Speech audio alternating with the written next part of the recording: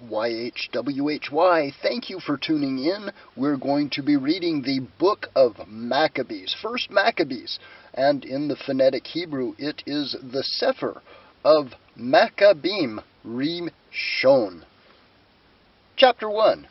And it happened after that Alexander, son of Philip, the Macedonian, who came out of the land of Kittim, had smitten Darius, king of the Persians and Mede, that he reigned in his stead, the first over Yovan, and made many wars, and won many strongholds, and slew the kings of the earth, and went through to the ends of the earth, and took spoils of many nations, insomuch as that the earth was quiet before him.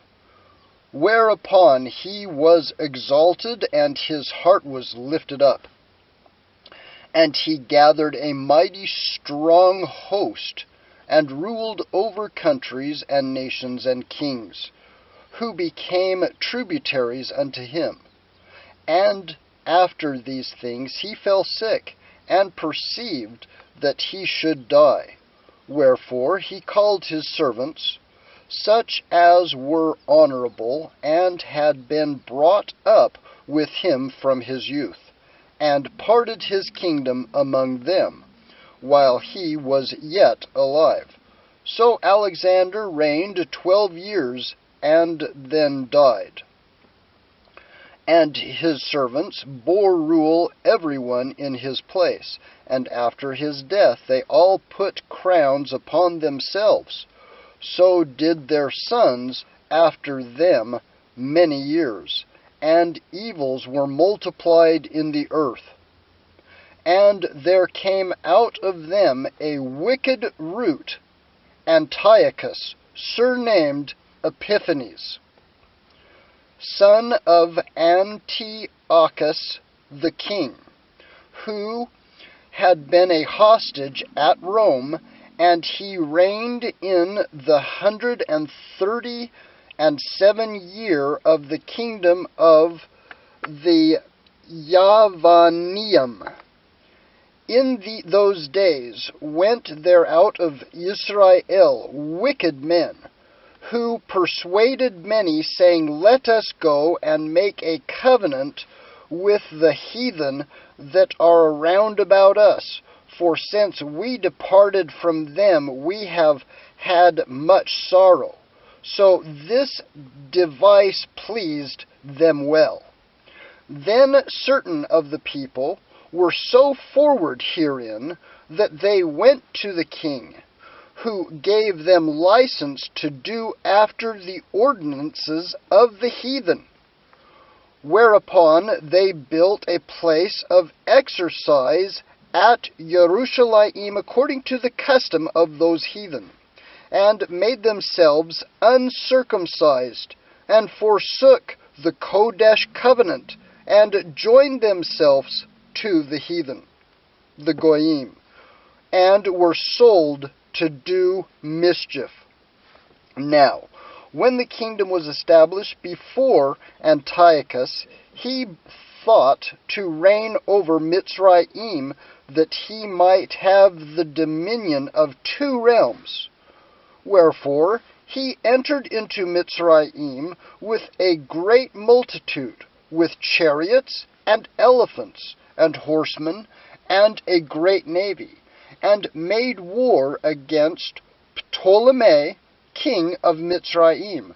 But Ptolemy was afraid of him, and fled, and many were wounded to death.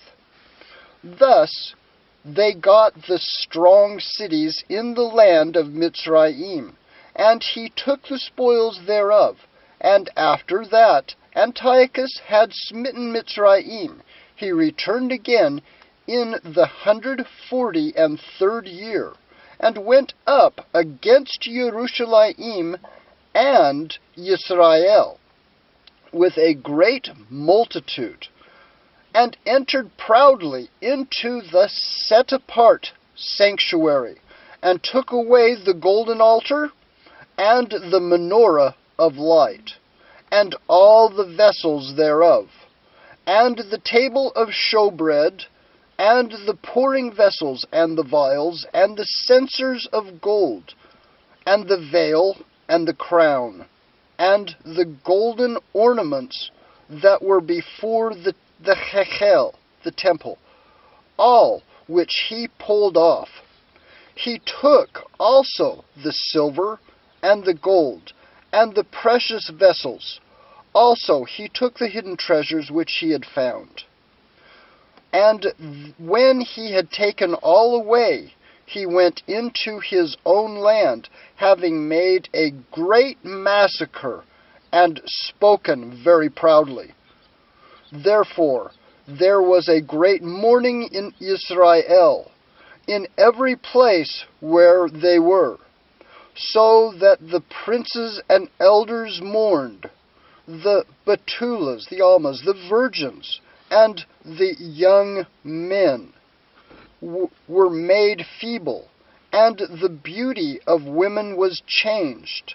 Every bridegroom took up lamentation, and she that sat in the marriage chamber was in heaviness. The land also was moved for the inhabitants thereof, and all the house of Jacob was covered with confusion. And after 2 years fully expired, the king sent his chief collector of tribute to the cities of Yehuda, and came unto Jerusalem with a great multitude, and spoke peaceable words unto them, but all was deceit. For when they had given them credence, he fell suddenly upon the city, and smote it very sore, and destroyed much people of Israel. And when he had taken the spoils of that city, he set it on fire, and pulled down the house and the walls thereof on every side. But the women and the children took they captive, and possessed the cattle. Then built they the city of David with a great and strong wall, and with a mighty tower, and made it a stronghold for them. And they put therein a sinful nation, wicked men, and fortified themselves therein. They stored it also with armor and victuals. And when they had gathered together the spoils of Jerusalem, they laid them up there, and so they became a sore snare. For it was a place to lie in wait against the sanctuary, and an evil adversary to Israel. Thus they shed innocent blood on every side of the set-apart place, and defiled it, insomuch that the inhabitants of Jerusalem fled because of them, whereupon the city was made a habitation of goyim, of strangers, and became strange to those that were born in her, and her own children left her. Her sanctuary was laid waste like a wilderness. Her feasts were turned into mourning, her Sabbaths into reproach, her honor into contempt. As had been her glory, so was her dishonor increased, and her excellency is turned into mourning. Moreover, King Antiochus wrote to his whole kingdom that all should be one people, and everyone should leave his laws. So all the heathen agreed according to the commandment of that king. Yea, many also of Israel consented to his religion, and sacrificed unto idols, and profaned the Shabbat. For the king had sent letters by messengers unto Jerusalem and the cities of Yehuda, and that they should follow the strange laws of that land, and forbid burnt offerings, and sacrificing, and drink offerings in the temple, in the Hekel of Yahweh, and that they should profane the Sabbath and feast days, and pollute the sanctuary and the Kodesh people. They set up Asherah poles and chapels of idols, and sacrifice swine's flesh and unclean beasts, that they should also leave their children uncircumcised, and make their souls abominable in all manner of uncleanness and profanation, to the end they might forget the Torah, and change all the ordinances. And whosoever would not do according to the commandment of the king, he said he should die. In the same manner wrote he that his whole kingdom had appointed overseers over all the people, commanding the cities of Yehuda to sacrifice city by city. Then many of the people were gathered unto them, to wit, everyone that forsake the Torah, and so they committed evils in the land, and drove Yisrael into secret places, even wheresoever they could flee for help. Now, the 15th day of the month of Kislev, in the 145th year, they set up an abomination of desolation upon the altar, and built an idol altar throughout the cities of Yehuda on every side, and burnt incense at the doors of their houses and in their streets. And when they had rent in pieces the seraphim of the Torah which they found, they burnt them up with fire. And whosoever was found with any sefer of the covenant, or if any were committed to the Torah, the king's commandment was that they should be put to death. Thus did they by their authority unto Israel every month, to as many as were found in the cities. Now the 25th day of the month they did sacrifice, the 25th, upon the idol altar, which was upon the altar of Elohim, at which time, according to the commandments, they put to death certain women that had caused their children to be uncircumcised, and they hanged the infants about their necks, and rifled their houses, and slew them that had circumcised them. Howbeit many in Israel were fully resolved and confirmed in themselves not to eat any unclean thing, wherefore would rather to die, that they might not defile with meats, and that they might not profane the Kodesh covenant they had.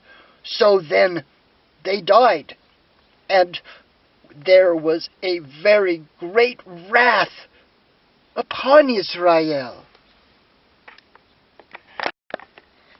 First Maccabees, from the Aleph Tav Sefer, Maccabeim Rishon, chapter 2.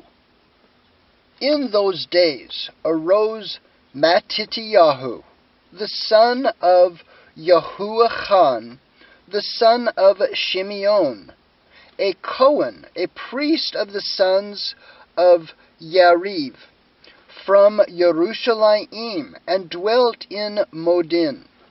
And he had 5 sons, Yochanan, called Kaddas, Shimeon, called Thassi, Yahuda, who was called Maccabee, and Eleazar, called Avran, and Yothan, whose surname was Aphas. And when he saw the blasphemies that were committed in Yehuda and Jerusalem, he said, Woe is me, oy vey!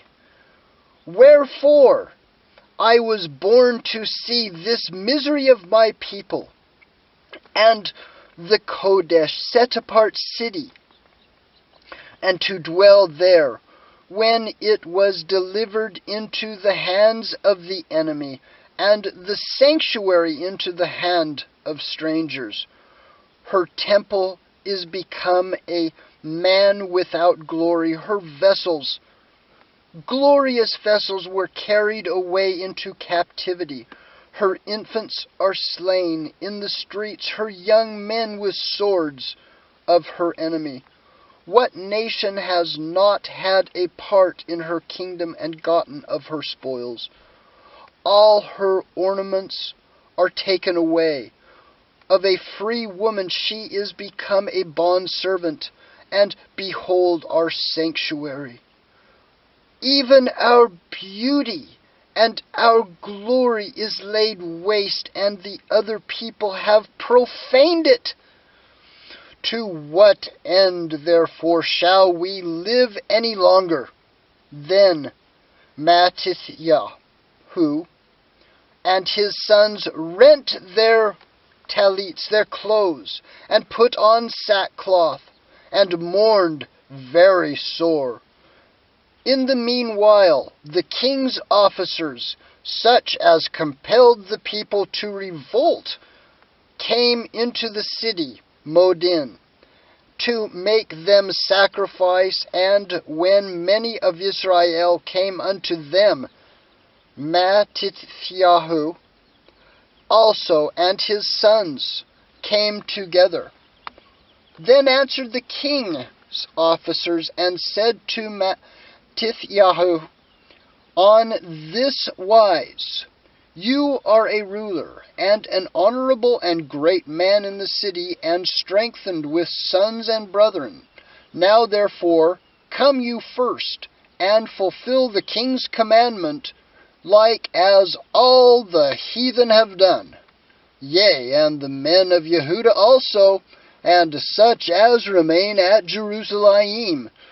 So shall you and your house be in the number of the king's friends, and you and your children shall be honored, and with silver and gold, and with many rewards. Then Mattithiah answered and spoke with a loud voice, Though all the nations that are under the king's dominion obey him, and fall away every one from the faith of their fathers, and give consent to his commandments, yet will I and my sons and my brethren walk in the covenant of our fathers. For far be it that we should forsake the Torah and the ordinances. We will not hearken to the king's words, to go from our faith, either on our right hand nor on our left. Now, when he had left speaking these words, there came one of the Yehudim in the sight of all to sacrifice on the altar which was at Modin, according to the king's commandment, which thing when Mattithiah saw, he was inflamed with zeal, and his mind trembled, neither could he forbear to show his anger according to judgment. Wherefore he ran and slew him upon the altar. Also the king's commissioner, who compelled men to sacrifice, he killed at that time. And the altar he pulled down. Thus dealt he zealously for the Torah of Elohim Yahweh, like as P. Nechach did unto Zimri, the son of Shalom. And Mattityahu cried throughout the city with a loud voice, saying, Whosoever is zealous for Torah, and maintains the mitzvot, the covenants, let him follow me. So he and his sons fled into the mountains, and left all that ever they had in that city. Then many that sought after justice and the judgment went down unto the wilderness to dwell there, both they and their children, and their women, and their cattle, because afflictions increased sore upon them.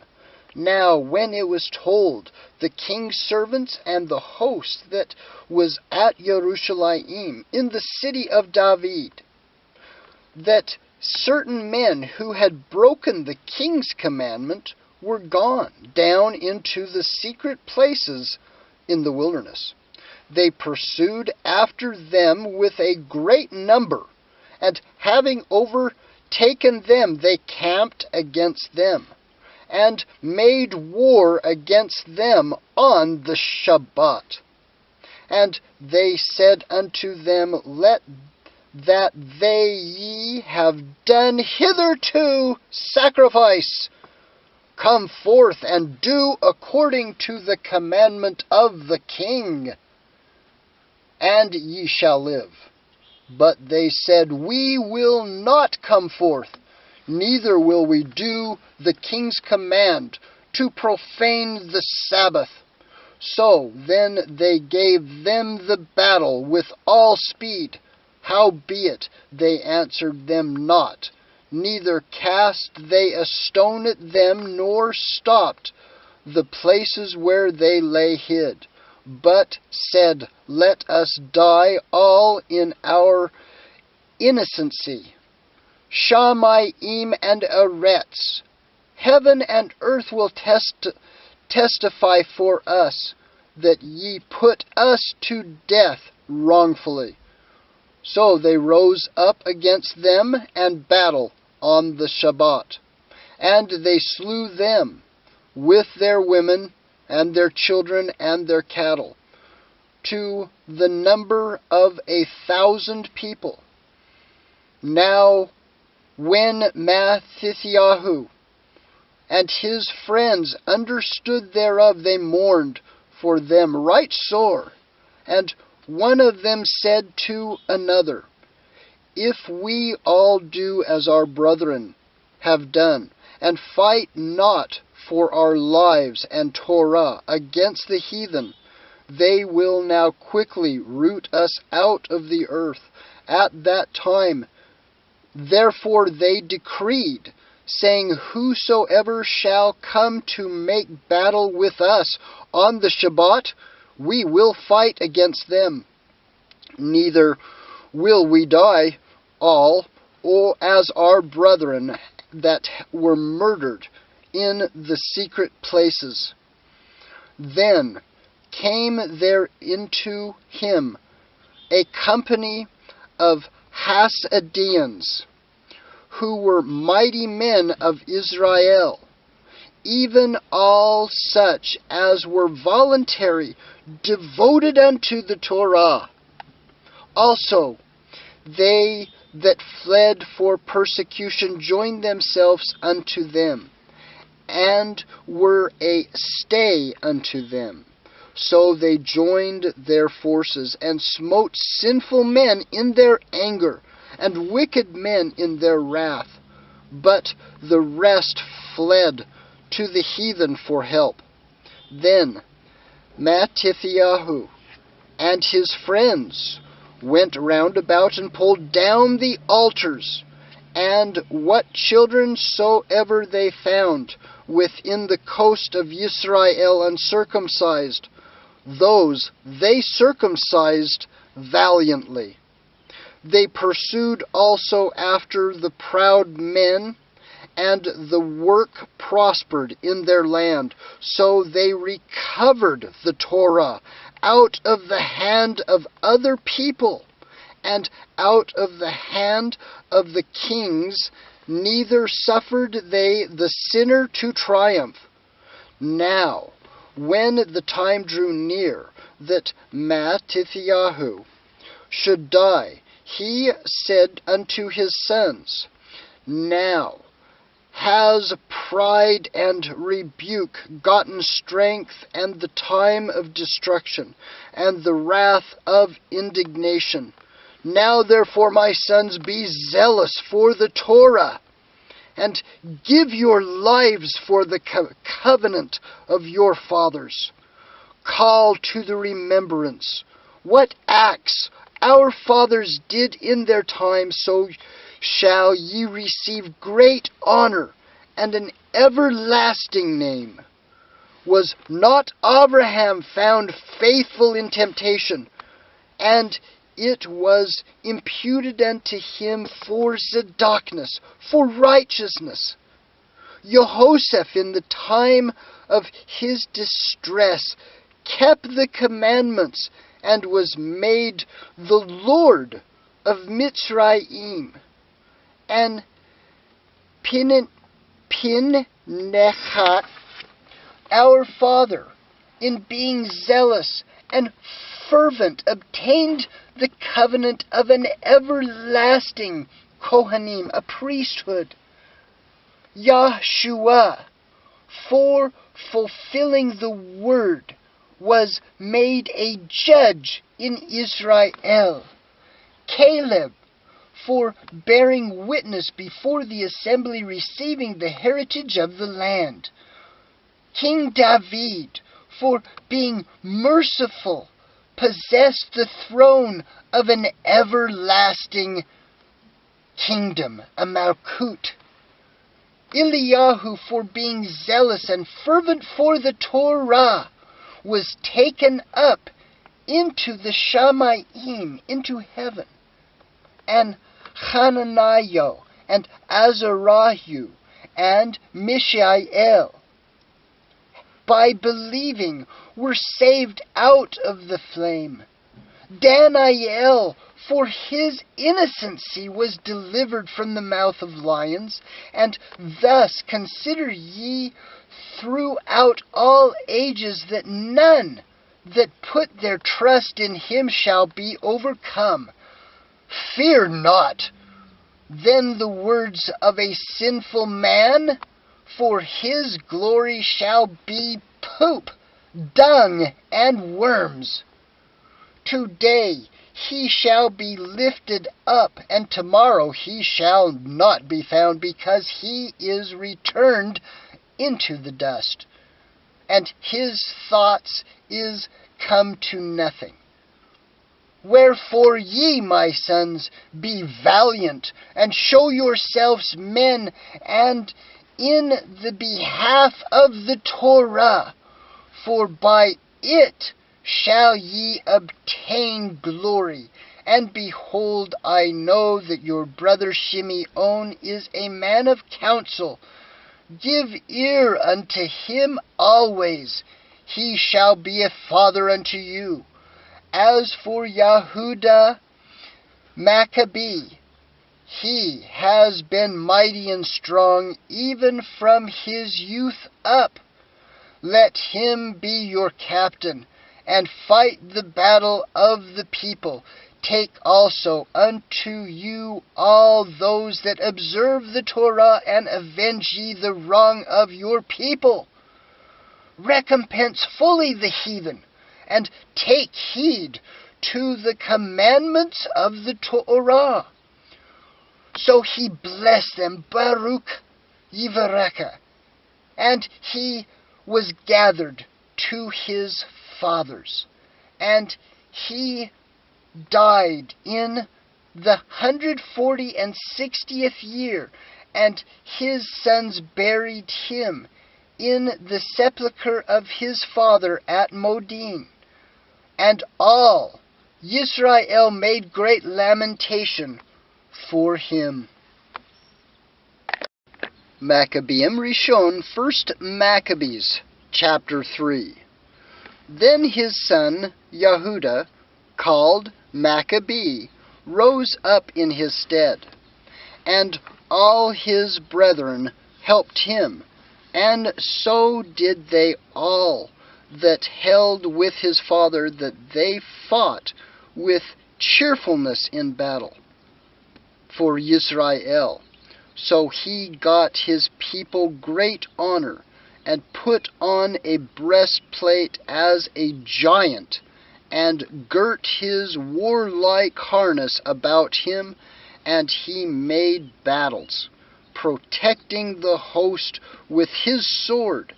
In his axe he was like a lion, and he was a lion's whelp roaring for his prey, for he pursued the wicked, and sought them out, and burned up that vexed his people.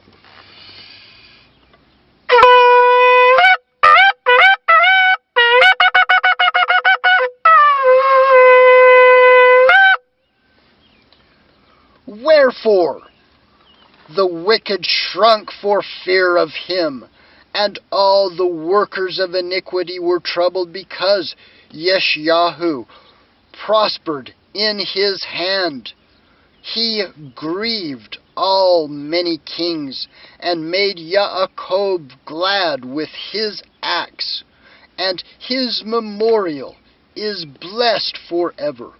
Moreover, he went through the cities of Yehuda, destroying the wicked out of them, and turning away wrath from Israel, so that he was renowned unto the uttermost part of the earth, and he received unto him such as were ready to perish.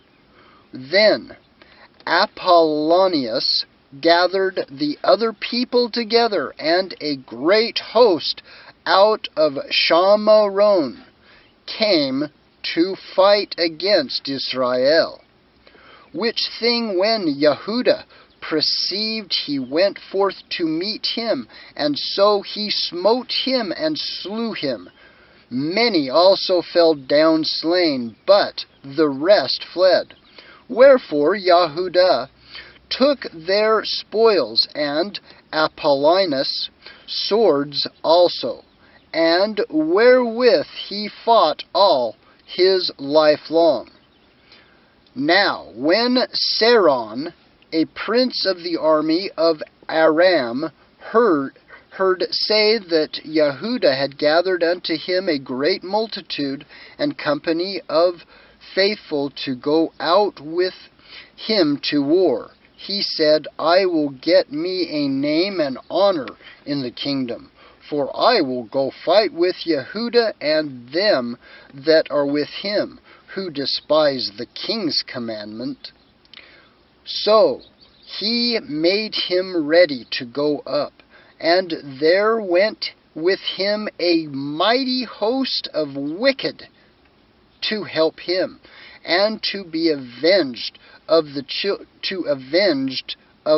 children of Israel.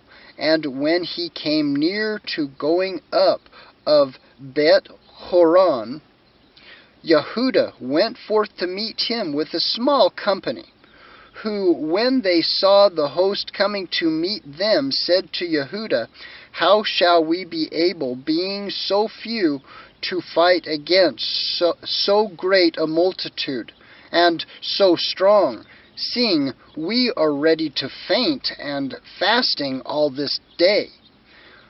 Unto whom Yehuda answered, It is no hard matter for many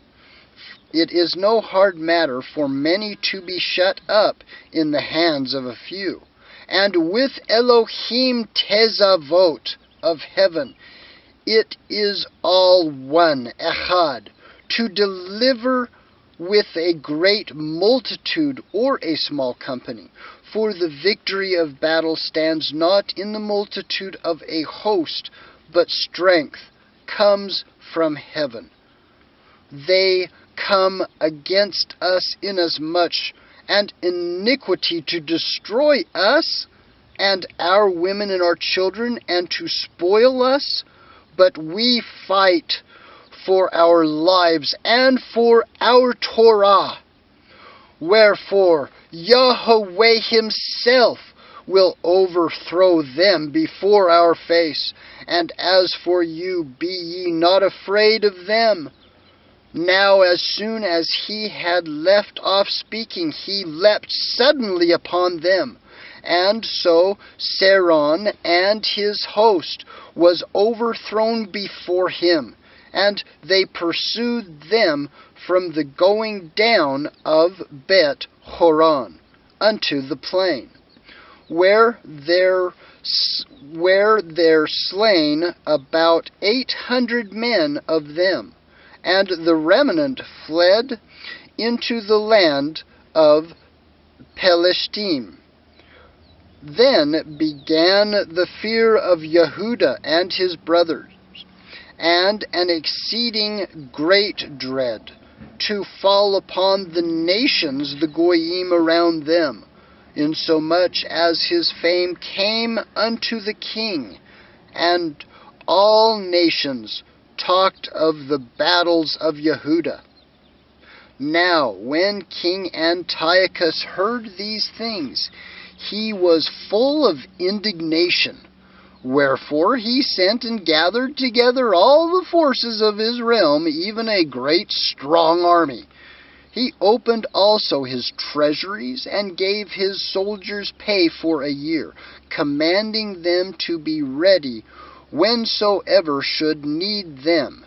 Nevertheless, when he saw that the money of his treasuries failed, and that the tributes in the country were small, because the dissension and plague which he had brought upon the land in taking away the Torah, which had been of old time, he feared that he should not be able to bear the charges any longer, nor to have such gifts to give so liberally as he did before, for he had abounded above all kings that were before him. Wherefore, being greatly perplexed in his mind, he determined to go to Persia, there to take a tributes of the countries, and to gather much money. So he left Lysias, a nobleman, and one of the royal blood, to oversee the affairs of the king from the river of Perath to the borders of Mitzrayim, and to bring up his son Antiochus until he came again. Moreover, he delivered unto him the half of his forces, and the elephants, and gave him charge of all things that he would have done, as also concerning them that dwelt in Yehuda and Jerusalem, to wit, that he should send an army against them, to destroy and root out the strength of Israel, and the remnant of Jerusalem, and to take away their memorial from that place, and that he should place strangers in all their quarters, and divide their land by lot. So the king took half of the forces that remained, and departed from Antioch, his royal city. And the 147 years, and having passed the river Perath, he went through the high countries. Then Lysias chose Ptolemy the son of Doramanius, Nicanor, and Gorgias, the mighty men of the king's friends, and with them he sent 40,000 footmen and 7,000 horsemen to go into the land of Yehudah, to destroy it, as the king had commanded. So they went forth with all their power, and came and pitched by Yemaim, in the plains of the country. And the merchants of the country, hearing the fame of them, took silver and gold very much with servants, and came into the camp to buy the children of Israel for slaves. A power also of Aram and of the land of the Pelishtim joined themselves unto them. Now, when Yehudah and his brothers saw the miseries were multiplied, and that the forces did encamp themselves in their borders, for they knew how the king had given commandment to destroy the people and utterly abolish them, they said to one another, Let us restore the decayed fortune of our people, and let us fight for our people and the sanctuary. Then was the assembly gathered together, that they might be ready for battle, and that they might pray and ask mercy and compassion. Now Jerusalem lay void as a wilderness. There was none of the children that went in or out of the sanctuary also was trodden completely down, and aliens kept the stronghold, and heathen had their habitation in that place. And the joy was taken from Yaakov, and the pipe with the harp ceased. Wherefore Israel assembled themselves together, and came to Mitzpah, over against Jerusalem, for in Mitzpah was the place where they prayed aforetime in Israel. Then they fasted that day, and put on sackcloth, and cast ashes upon their heads, and rent their clothes, and laid open the Sefer of the Torah, wherein the heathen had sought to paint the likeness of their image. They brought also the priest's garments, and the first fruits, and the tithes, and the Nazirim they stirred up, who had accomplished their days. They cried with a loud voice toward Shamayim the heaven, saying, What shall we do with these? And whither shall we carry them away? For your sanctuary is trodden down and profaned, and your Kohanim, your priests, are in heaviness, and brought low. And lo, the heathen are assembled together against us to destroy us. What things they imagine against us, you know. How shall we be able to stand against them, except you, O Elohim, be our help, when sounded with the shofars, and cried with a loud voice,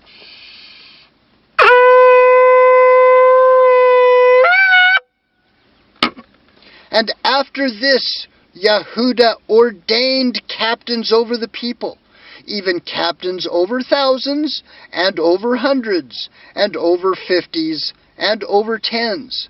But as for such as were building houses, and had betrothed women, or were planting vineyards, or were fearful, Those he commanded that they should return, every man to his own house, according to the Torah. So the camp removed and pitched upon the south side of Yemen.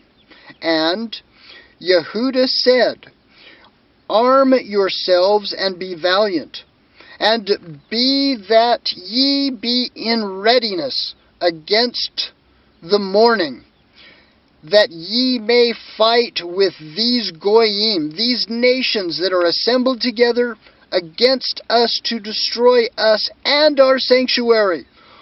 For it is better for us to die in battle than to behold the calamities of our people and our Kodesh sanctuary. Nevertheless, as the will of Yahweh Elohim is in the heaven, so let him do so.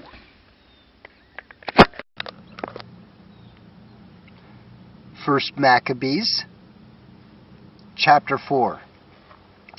Then took Gorgias 5,000 footmen, and 1,000 of his best horsemen, and removed out of the camp by night, to the end he might rush upon the camp of Yehudim, and smite them suddenly, and the men of the fortress were his guides. Now when Yehuda heard thereof, he himself removed, and the valiant men with him, that he might smite the king's army which was at Yemen, while as yet the forces were dispersed from the camp. In the mean season came Gorgias by night into the camp of Yehuda, and when he found no man there, he sought them in the mountains, for said he, These fellows flee from us. But as soon as it was day, Yehuda showed himself in the plain with 3,000 men, who nevertheless had neither armor nor sword to their minds. And they saw the camp of the heathen, that it was strong and well harnessed, and compassed round about with horsemen, and these were experts of war. Then said Yehuda to the men that were with him, Fear ye not their multitude, neither be ye afraid of their assault. Remember how our fathers were delivered in the Red Sea, when Pharaoh pursued them with an army. Now therefore let us carry into heaven, if peradventure Yahweh will have mercy upon us, and remember the covenant of our fathers, and destroy this host before our face this day, that so all the heathen may know that there is one who delivers and saves Yisrael. Then the strangers lifted up their eyes and saw them coming over against them. Wherefore they went out of the camp to battle. But they that were with Yehuda sounded their shofars.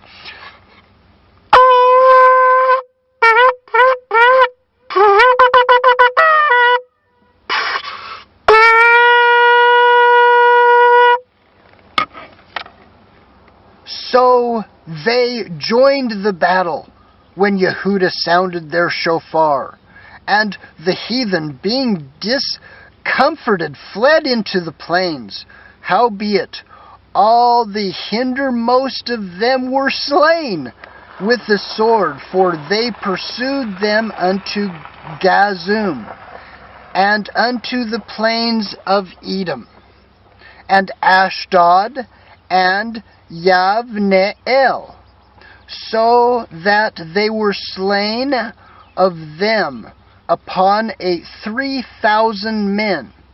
This done, Yehuda returned again with his host from pursuing them, and said to the people, Be not greedy of the spoil, inasmuch as there is a battle before us, and Gorgias and his host are here by us in the mountain.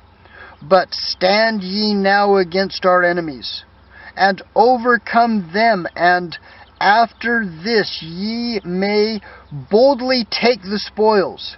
As Yehuda was yet speaking these words, there appeared a part of them looking out of the mountain, who, when they perceived that the Yehudim had put their host to flight, and were burning their tents, for the smoke that was seen declared what was done.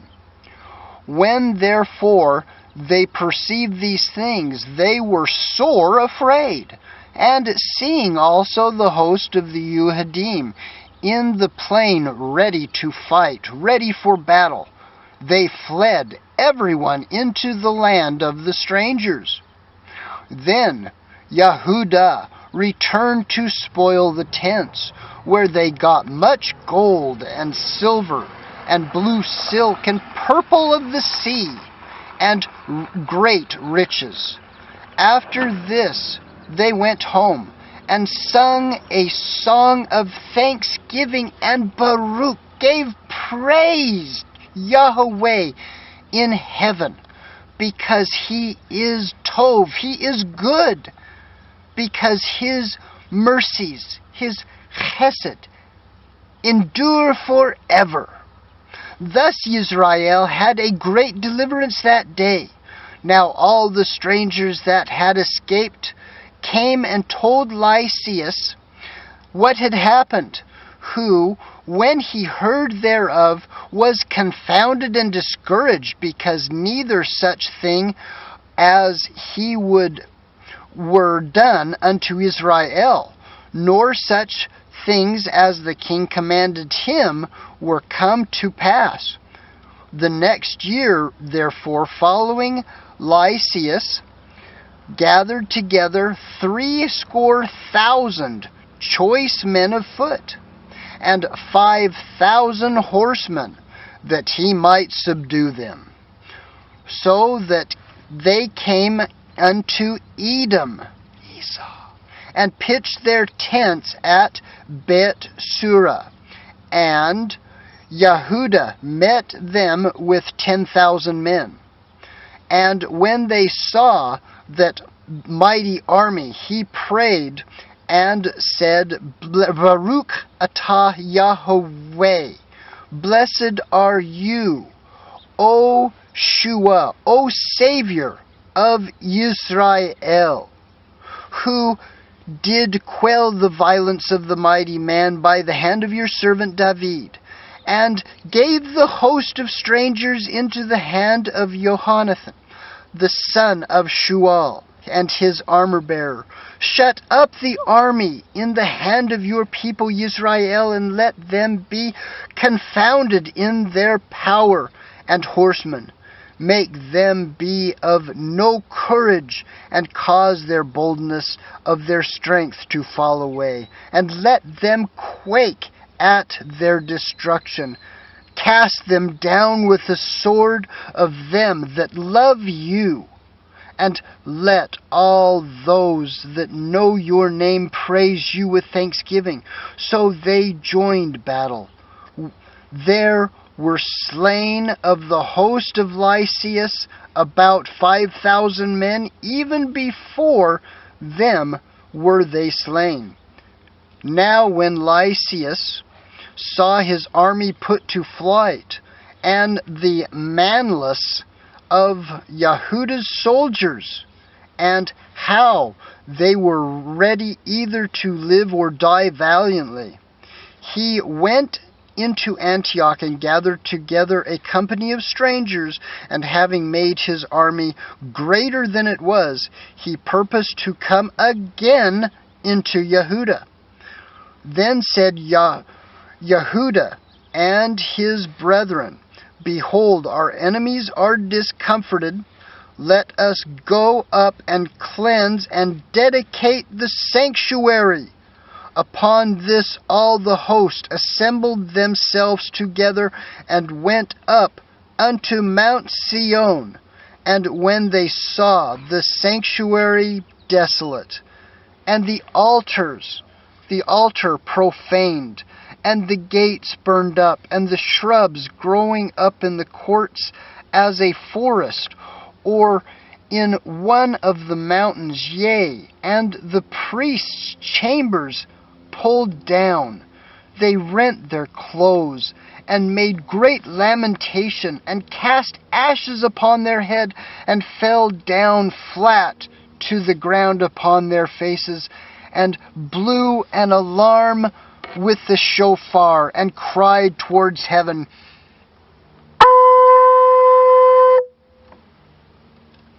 And Yehuda appointed certain men to fight against those who were in the fortress until he had cleansed the sanctuary. So he chose priests of blameless conversation, such as had pleasure in the Torah, who sanctified, cleansed the sanctuary, and bore out the defiled stones unto the unclean place. And when as they consulted what to do with the altar of burnt offerings, which was profaned, they thought it best to pull it down, lest it should be a reproach to them, because the heathen had defiled it. Wherefore they pulled it down, and laid up the stones in the mountain of the temple in a convenient place, until there should come a prophet to show what should be done with them. Then they took whole stones according to the Torah, unhewn, and built a new altar according to the former, and made up the sanctuary, and the things that were within the temple, and hallowed the courts. They made also new Kodesh vessels, and into the Hakel they brought the menorah, and the altar of burnt offerings, and of incense, and the table, and upon the altar they burned incense, and the lamps that were upon the menorah were lighted, that they might give light in the temple, in the Hakel. Furthermore, they set the loaves upon the table, and spread out the veils, and finished all the works which they had begun to make. Now on the 25th day of the 9th month, which is called the month of Kislev, in the 148th year, they rose up early in the morning, and offered sacrifice according to the Torah upon the new altar of burnt offering which they had made. Look at what time and what day the heathen had profaned it, even in that it dedicated with songs and citherns and harps and cymbals, when all the people fell upon their faces, worshipping and praising Yahweh Elohim Tezavot, Elohim of heaven, who had given them good success. And so they kept their dedication of the altar 8 days, and offered burnt offerings with gladness, and sacrifice of deliverance, and of praise, Baruch. They decked also the forefront of the temple with crowns of gold, and with shields, and the gates of the chambers they renewed, and hanged doors upon them. Thus was there very great gladness among the peoples, for that the reproach of the heathen was put away. Moreover, Yehudah and his brethren, with the whole assembly of Israel, ordained that the days of the dedication of the altar should be kept in their seasons from year to year by the space of 8 days from the 5th and 20th day of the month of Kislev, the 25th of Kislev, with mirth and gladness. At that time also they built up Mount Sion with high walls and strong towers round about, lest the other people should come and tread it down as they had done before. And they set there a garrison to keep it, and fortified Beit Surah to guard it, that the people might have a defense against Edom and the Esau.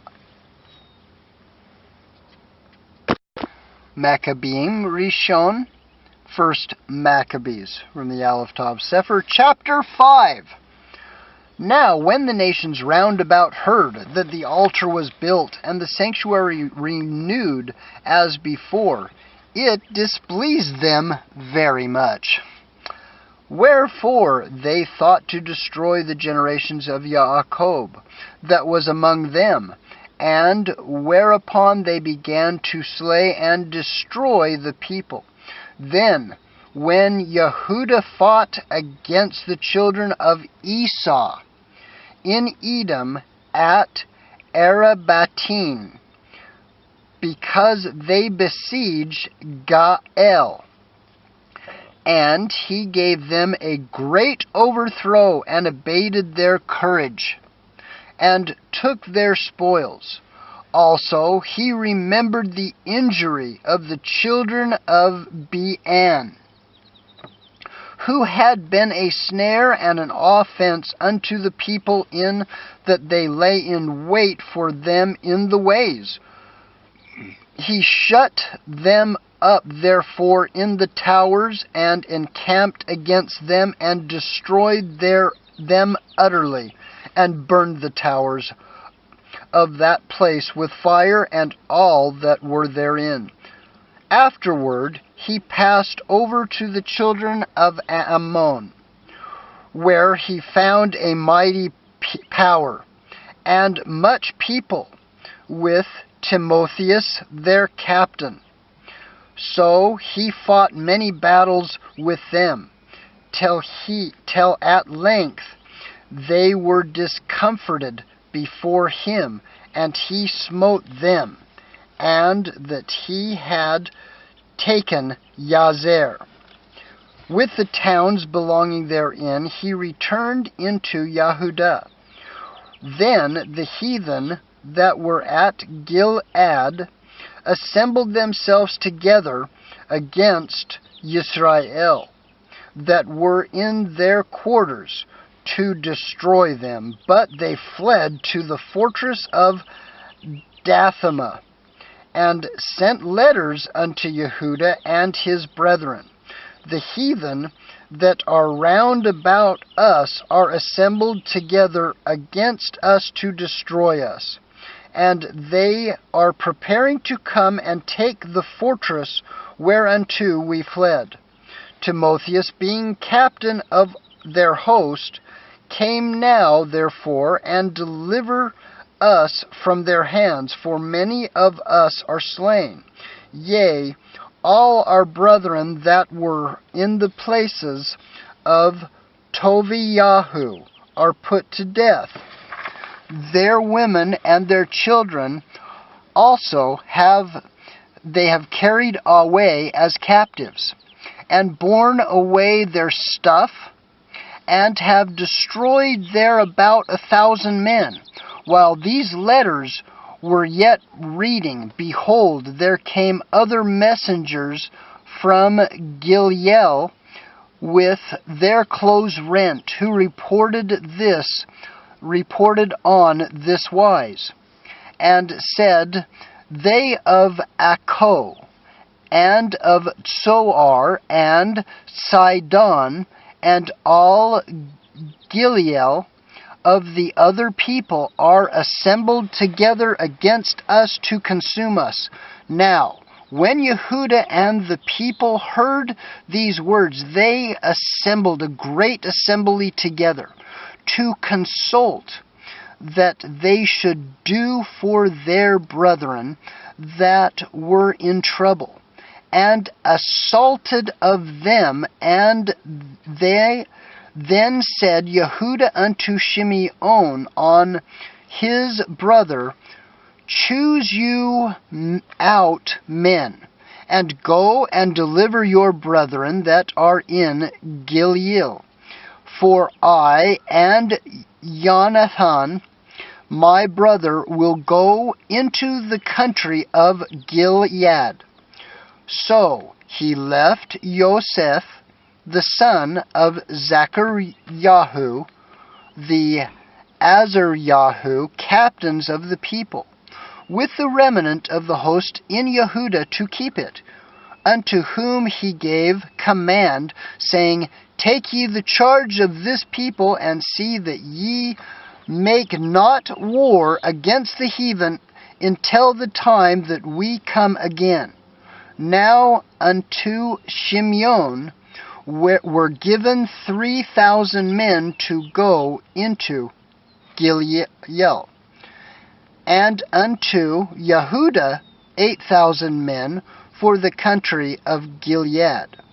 Then went Shimeon into Gilead, where he fought many battles with the heathen, so that the heathen were discomforted by him, and he pursued them unto the gate of Acco.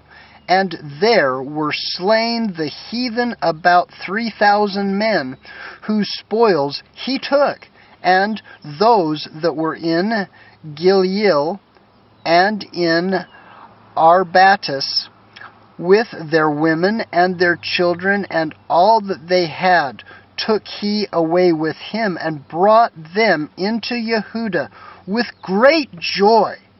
Yehuda Maccabee also, and his brethren Jonathan, went over Jordan, and traveled there 3 days' journey in the wilderness, where they met with the Nabathim, who came unto them in a shalom, peaceable manner, and told them everything that had happened to their brethren in the land of Gilead, and how many of them were shut up in Basra, and Beor, and Alimah, and Katzfor, and Maged, and Ashtaroth, Karnaim.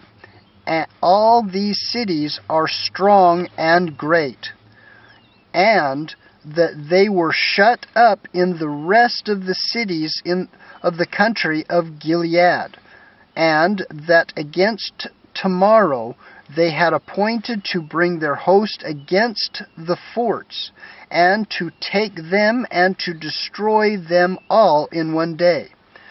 Hereupon Yehuda and his host turned suddenly by the way of the wilderness unto Basara. And when he had won the city, he slew all the males with the edge of the sword, and took all the spoils, and burned the city with fire. From whence he removed by night, and went till the came to the fortress. And early in the morning they looked up. Behold, there was an innumerable people, bearing ladders and other engines of war, to take the fortress, for they assaulted them. When Yehuda therefore saw that the battle was begun, and that the cry of the city went up into heaven, with shofars and a great sound,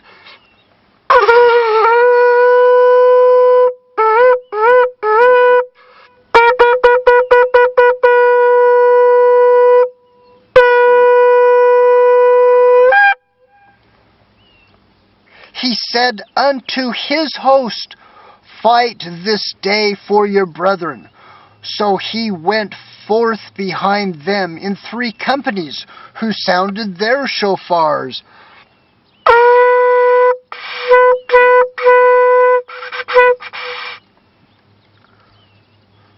Then the host of Timotheus, knowing that it was Yehuda Maccabee that went forth behind them in 3 companies, and sounded their shofars, and cried with prayers. Wherefore he smote them with a great slaughter, for that there were killed of them that day about 8,000 heathen men. This done, Yehuda turned aside to Mitzpah, and after he had assaulted it, he took and slew all the males therein, and received the spoils thereof, and burnt it with fire. From thence went he and took Casphor, Maged, Beor, and the other cities of the country of Gilead. After these things gathered Timotheus another host, and encamped against Raphon beyond the brook. So Yehuda sent men to Espy, spy the host, who brought him word, saying, All the heathen that be round about us are assembled unto them, even a very great host. He has also hired Arivim to help them, and they have pitched their tents beyond the brook, ready to come and fight against us. Upon this Yehuda went to meet them. Then Timotheus said unto the captains of his host, when Yehuda and his host came near the brook, If he pass first unto us, we shall not be able to withstand him, for he will mightily prevail against us. But if he be afraid, and camp beyond the river, he shall go over unto him, and prevail against him. Now when Yehuda came near the brook, he caused the scribes of the people to remain by the brook, unto whom he gave commandment, saying, Suffer no man to remain in the camp, but let all come to battle. So he went first over unto them, and all the people after him. Then all the heathen, being discomforted before him, cast away their weapons, and fled unto the temple that was at Asheroth Karnaim. But they took the city and burned the temple with all that were therein. Thus was Ashtaroth Karnaim subdued. Neither could they stand any longer before Yehuda. And Yehuda gathered together all Israel that were in the country of Gilead, from the least unto the greatest, even their women and their children and their stuff, a very great host, to the end they might come into the land of Yehuda. Now when they came into Ephron, this was a great city in the way as they should go. Very well fortified was Ephron. They could not turn from it, either on the right hand or the left, but must needs pass through the midst of it. Then they of the city shut them out, and stopped up the gates with stones. Whereupon Yehuda sent upon them in peaceable manner, saying, Let us pass through your land, to go into our own country, and none shall do you any hurt. We will only pass on foot. Howbeit they would not open unto him. Wherefore Yehuda commanded a proclamation to be made throughout the host, that every man should pitch his tent in the place where he was. So the soldiers pitched and assaulted the city all that day and all that night, till at the length the city was delivered into his hand, who then slew all the males with the edge of the sword, and razed the city, and took the spoils thereof, and passed through the city over them that were slain. After this went they over the Jordan unto the great plain before Beth-san. And Yehuda gathered together those that came behind, and exhorted the people all the way through, till they came into the land of Yehuda. So they went up to Mount Sion with Simcha, with great joy and gladness, where they offered burnt offerings, because not one of them were slain until they had returned in peace.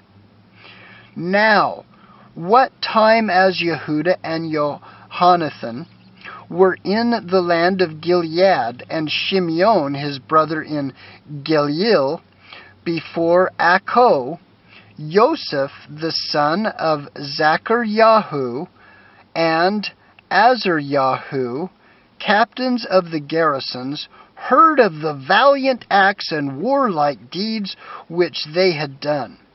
Wherefore they said, Let us go, let us also get us a name, and go fight against the heathen that are around about us. So when they had given charge unto the garrison that was with them, they went toward Yavneel. When then came Gorgias and his men out of the city to fight against them. And so it was that Jehoshaphat and Azariahu were put to flight, and pursued into the borders of Yehuda. And there were slain that day of the people of Israel about 2,000 men. Thus there was a great overthrow among the children of Israel, because they were not obedient unto Yehuda and his brethren, but thought to do some valiant act. Moreover, these men came not to the seed of those by whose hand deliverance was given unto Israel. Howbeit, the man Yehuda and his brethren were greatly renowned in the sight of all Israel and all of the heathen, wheresoever their names was heard of, insomuch as the people assembled unto them with joyful acclamations.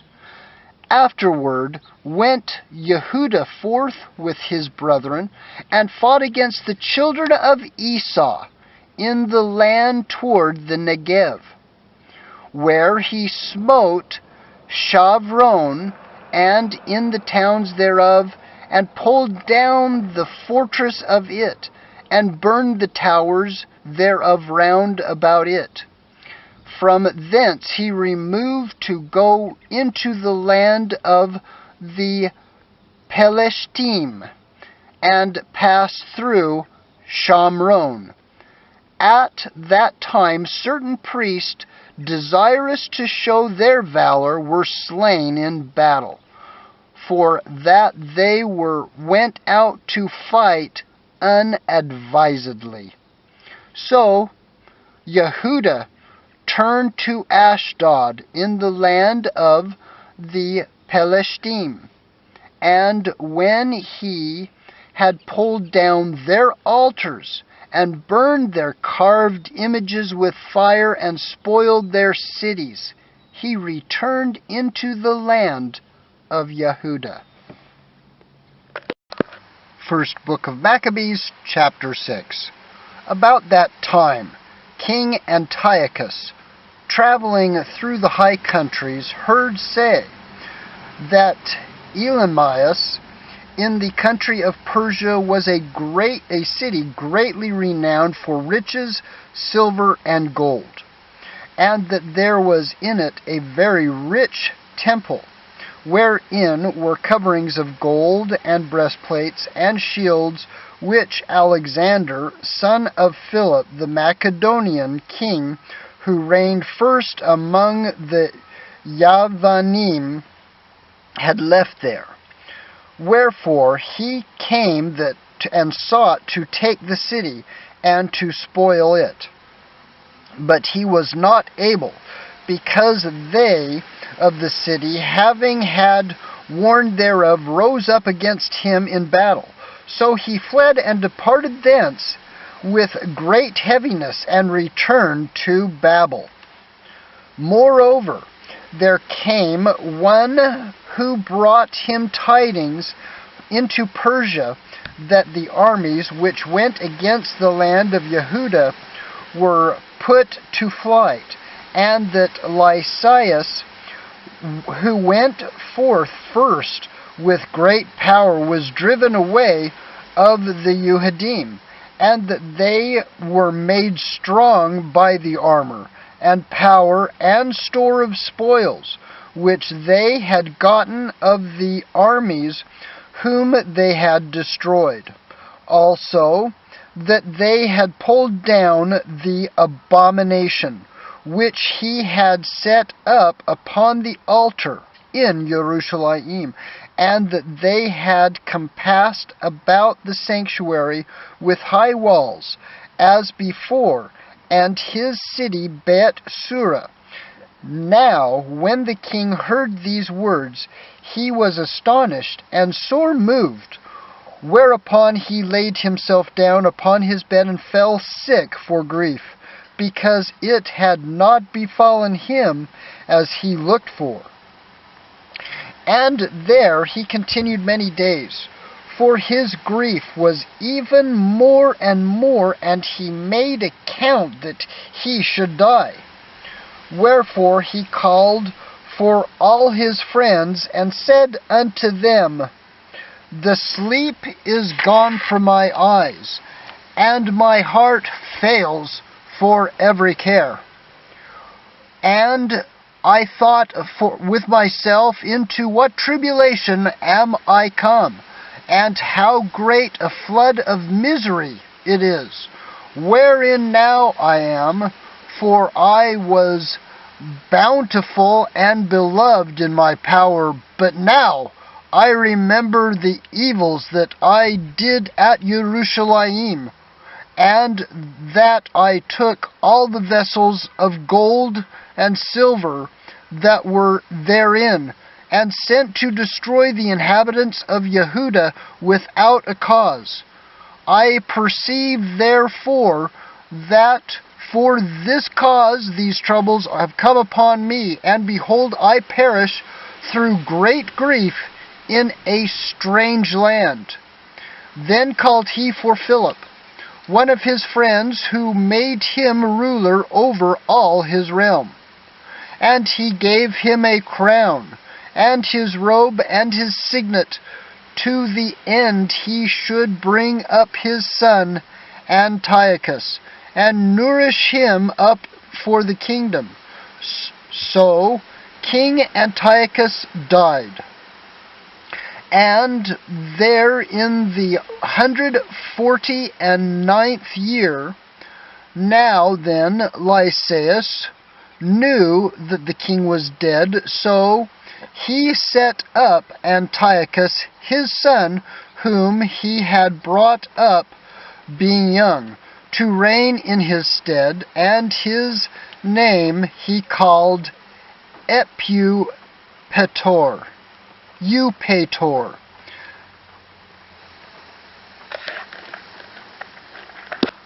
About this time, they that were in the tower shut up Israel round about the sanctuary, and sought always their hurt, and the strengthening of the heathen. Wherefore Yehuda, proposing to destroy them, called all the people together to besiege them.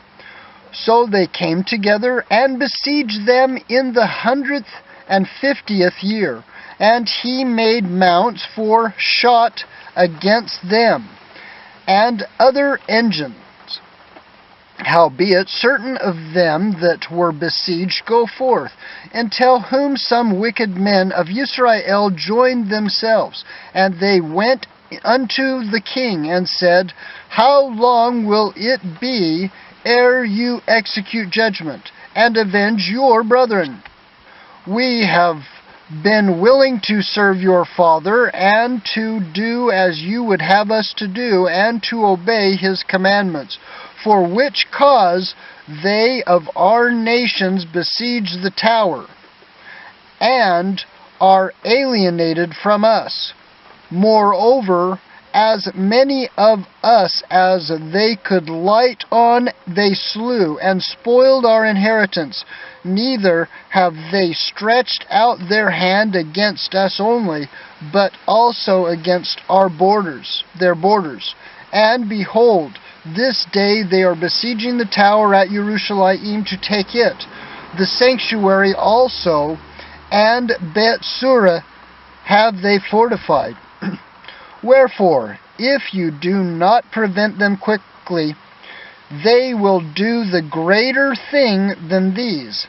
Neither shall you be able to rule them.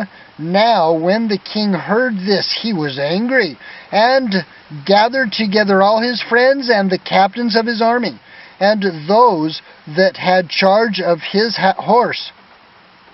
There came also unto him from other kingdoms, and from the isles of the sea, bands of hired soldiers, mercenaries, so that the number of his army was 100,000 footmen, and 20,000 horsemen, and 32 elephants exercised in battle.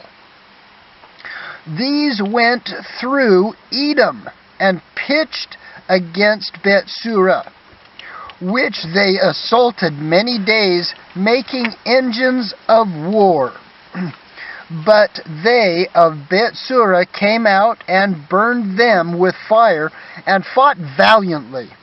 Upon this Yehuda removed from the tower, and pitched in Beth Zachariah, over against the king's camp. Then the king, rising very early, marched fiercely with his host towards Beth Zachariah, where his armies made them ready to battle, and sounded the shofars. And at the end they might provoke the elephants to fight. They showed them the blood of grapes and mulberries.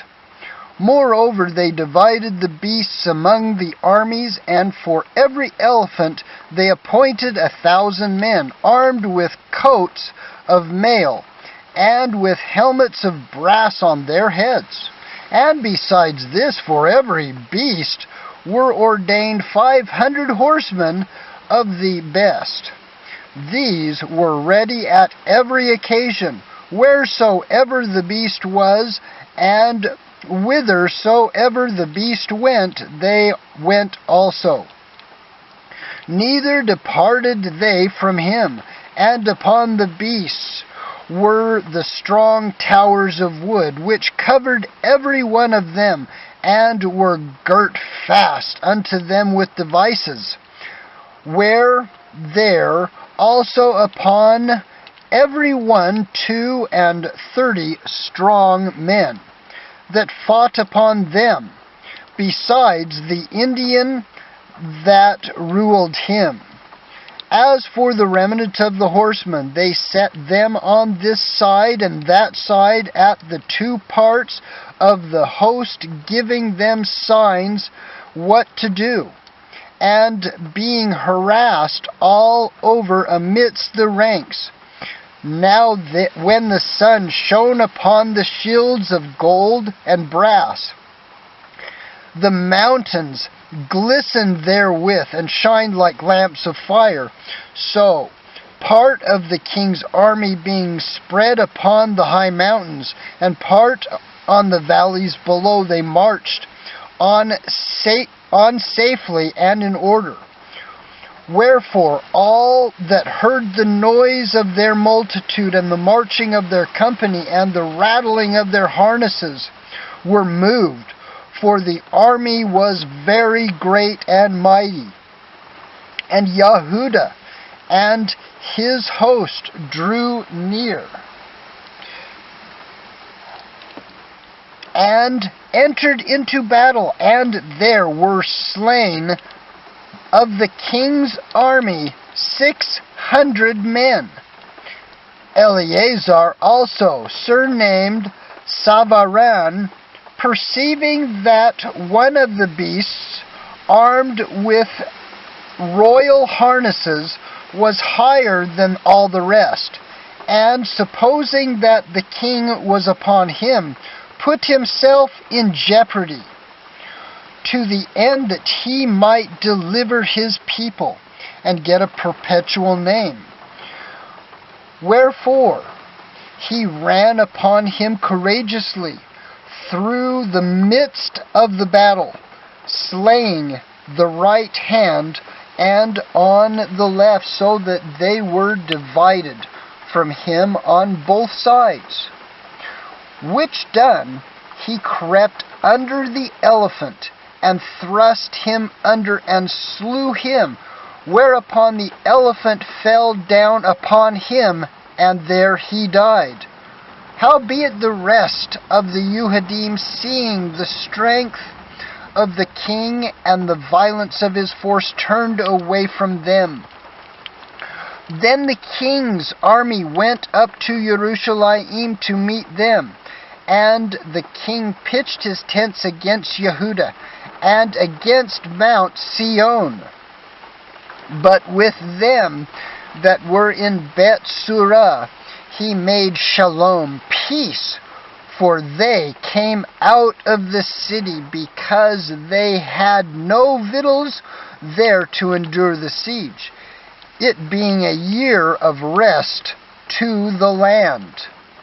So the king took Bet Surah, and set a garrison there to keep it.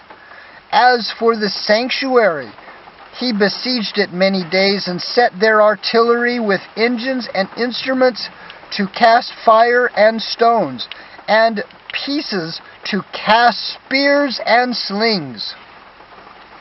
Whereupon they also made engines against their engines, and held them battle a long season. Yet at the last, their vessels being without victuals, for that it was the 7th year, and they in Yehuda that were delivered from the other people had eaten up the remnant of the storehouse. There were but a few left in the sanctuary, because the famine did so prevail against them, that they were fain to despair themselves, every man to his own place. And at that time Lysias heard say that Philip, whom Antiochus the king, while he lived, had appointed to bring up his son Antiochus, that he might be king, was returned out of Persia and Media. And the king's host also that went with him, and he sought to take unto him the ruling of the affairs. Wherefore he went in all haste, and said to the king and the captains of the host and the company, We decay daily, and our victuals are but small, and the place we lay siege unto is strong, and the affairs of the kingdom lie upon us. Now therefore let us be friends with these men, and make peace with them, and with all their nation, and convent with them. that they shall live after their Torah, and as they did before, as they therefore displeased, and have done all these things because we abolished their Torah. So the king and the princes were content. Therefore he sent them unto to make peace, and they accepted thereof. Also the king and the princes made an oath unto them, whereupon they went out of the stronghold. Then the king entered into Mount Sion, but when he saw the strength of the place, he broke his oath that he had made, and gave commandment to pull down the wall round about. Afterward departed he in haste, and returned unto Antioch, where he found Philip to be master of the city. So he fought against him, and took the city by force. Book of 1 Maccabees, chapter 7. In the 151 year, Demetrius, the son of Seleucus, departed from Rome, and came up with a few men unto the city of the sea coast, and reigned there. And as he entered into the palace of his ancestors, so it was that his forces had taken Antiochus and Lysaeus, to bring them unto him. Wherefore, when he knew it, he said, Let me not see their faces. So his host slew them. Now when Demetrius was set upon his throne of his kingdom, there came unto him all the wicked and unrighteous men of Israel, having Alchemus, who was desirous to be high priest, for their captain. And they accused the people to the king, saying, Yehuda and his brethren have slain all your friends, and driven us out of our own land. Now, therefore, send some men whom you trust, and let him go and see what havoc he has made among us, and in the king's land, and let him punish them with all them that aid them. Then the king chose Bacchides, a friend of the king, who ruled beyond the flood, and was a great man in the kingdom, and faithful to the king, and him he sent with that wicked Alchemus, whom he made high priest, and commanded that he should take vengeance on the children of Israel. So they departed, and came with a great power into the land of Yehuda, where they sent messengers to Yehuda and his brethren with peaceable words deceitfully. But they gave no heed to their words, for they saw that they were come with a great power. Then did there assemble unto Alchemus and Bacchides a company of scribes to require justice. Now the Hasidaeans were the first among the children of Israel that sought peace of them. For, said they, one that is a priest of the seed of Aaron is come with this army, and he will do us no wrong. So he spoke unto them peaceably, and swore unto them, saying, We will procure the harm neither of you nor your friends, whereupon they believed him.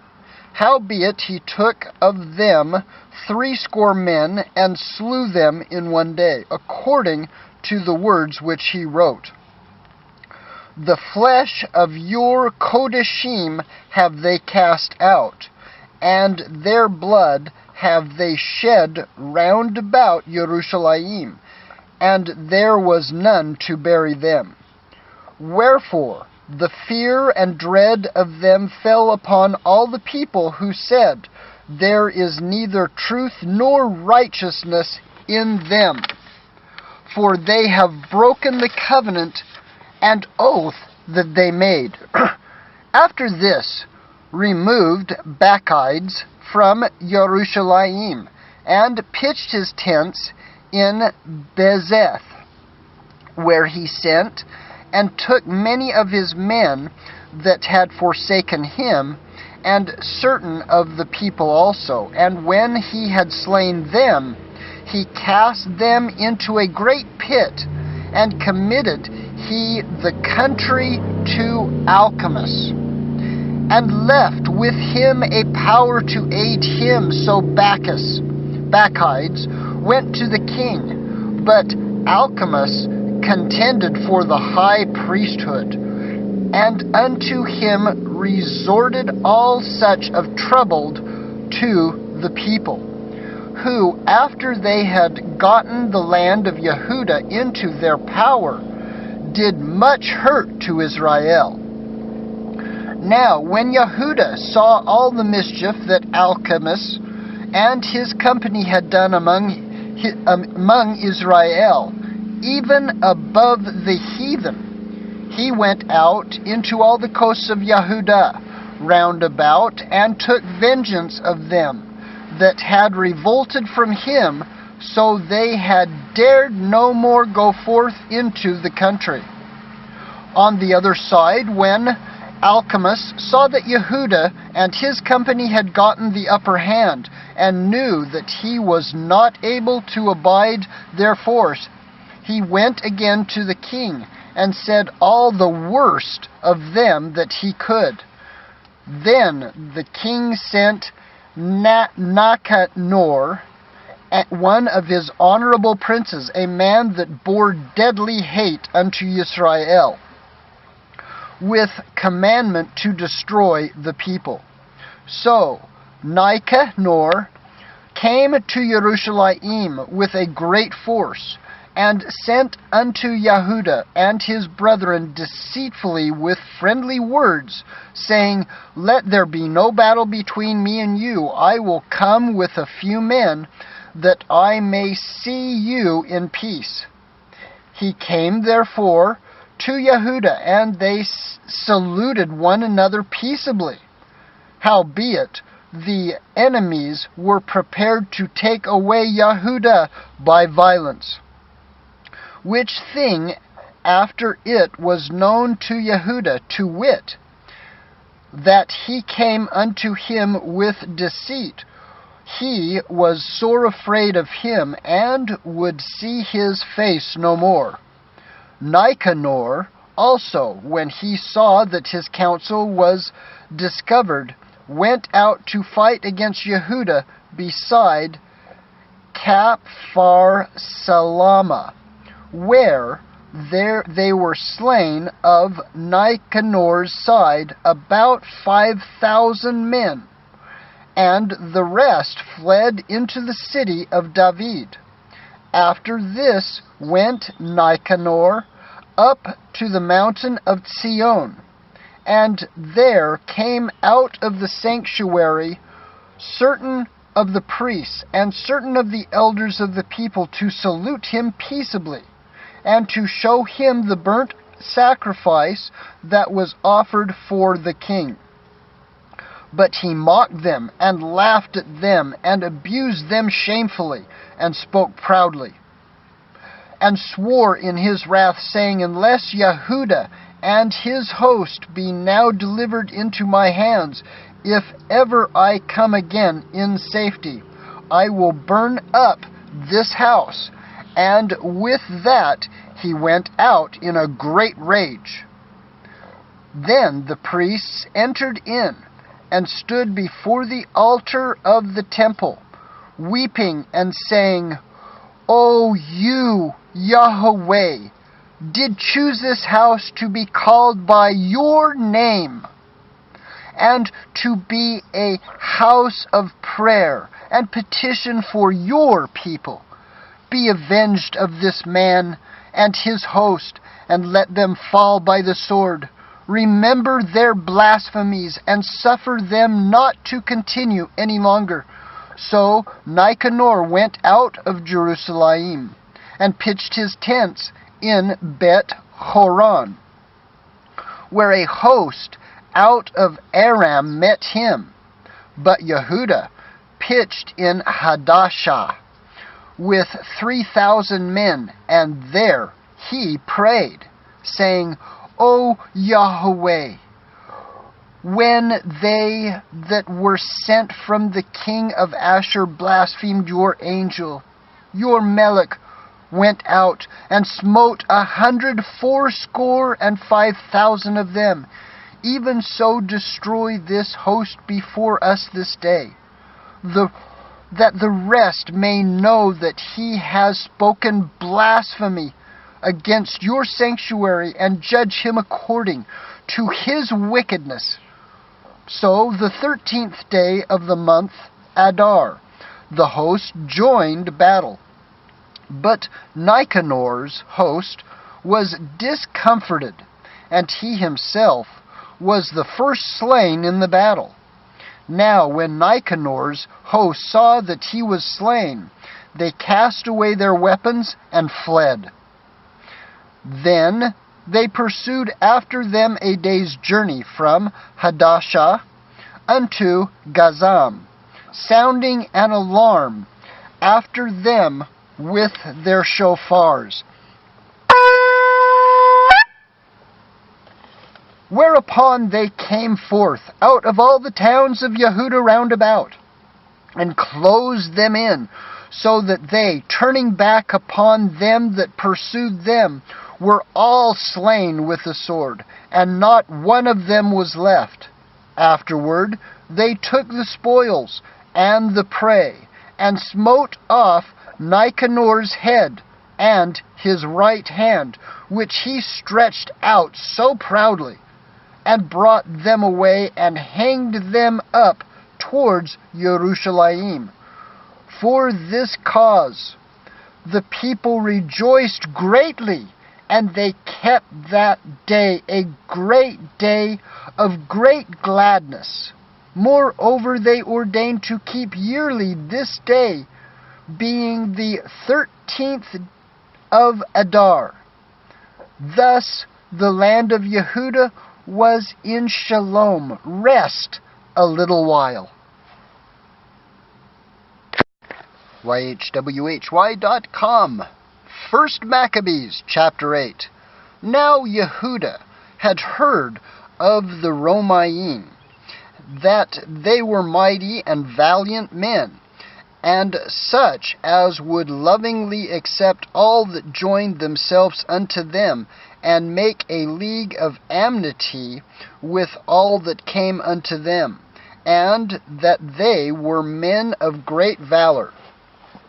It was told him also of their wars and noble acts which they had done among the Galatinim, and how they had conquered them, and brought them under tribute, and that they had done in the country of Spain, for the winning of the mines of the silver and gold which is there, and that by their policy and patience they had conquered all the place where it was, where very far from them, and the kings also that came against them from the uttermost parts of the earth, till they had discomforted them, and given them a great overthrow, so that the rest did give them tribute every year.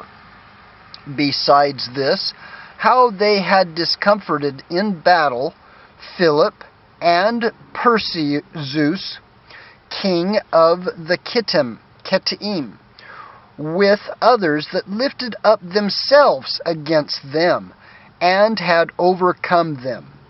How also Antiochus, the great king of Asia, that came against them in battle, having 120 elephants with horsemen and chariots and a very great army, was discomforted by them, and how they took him alive, and covenanted that he and such as reigned after him should pay a great tribute and give hostages, and that which was agreed upon, and the country of India, and Madai, and Ludi, and of the goodliest countries which they took of him, and gave to the king Eumenes.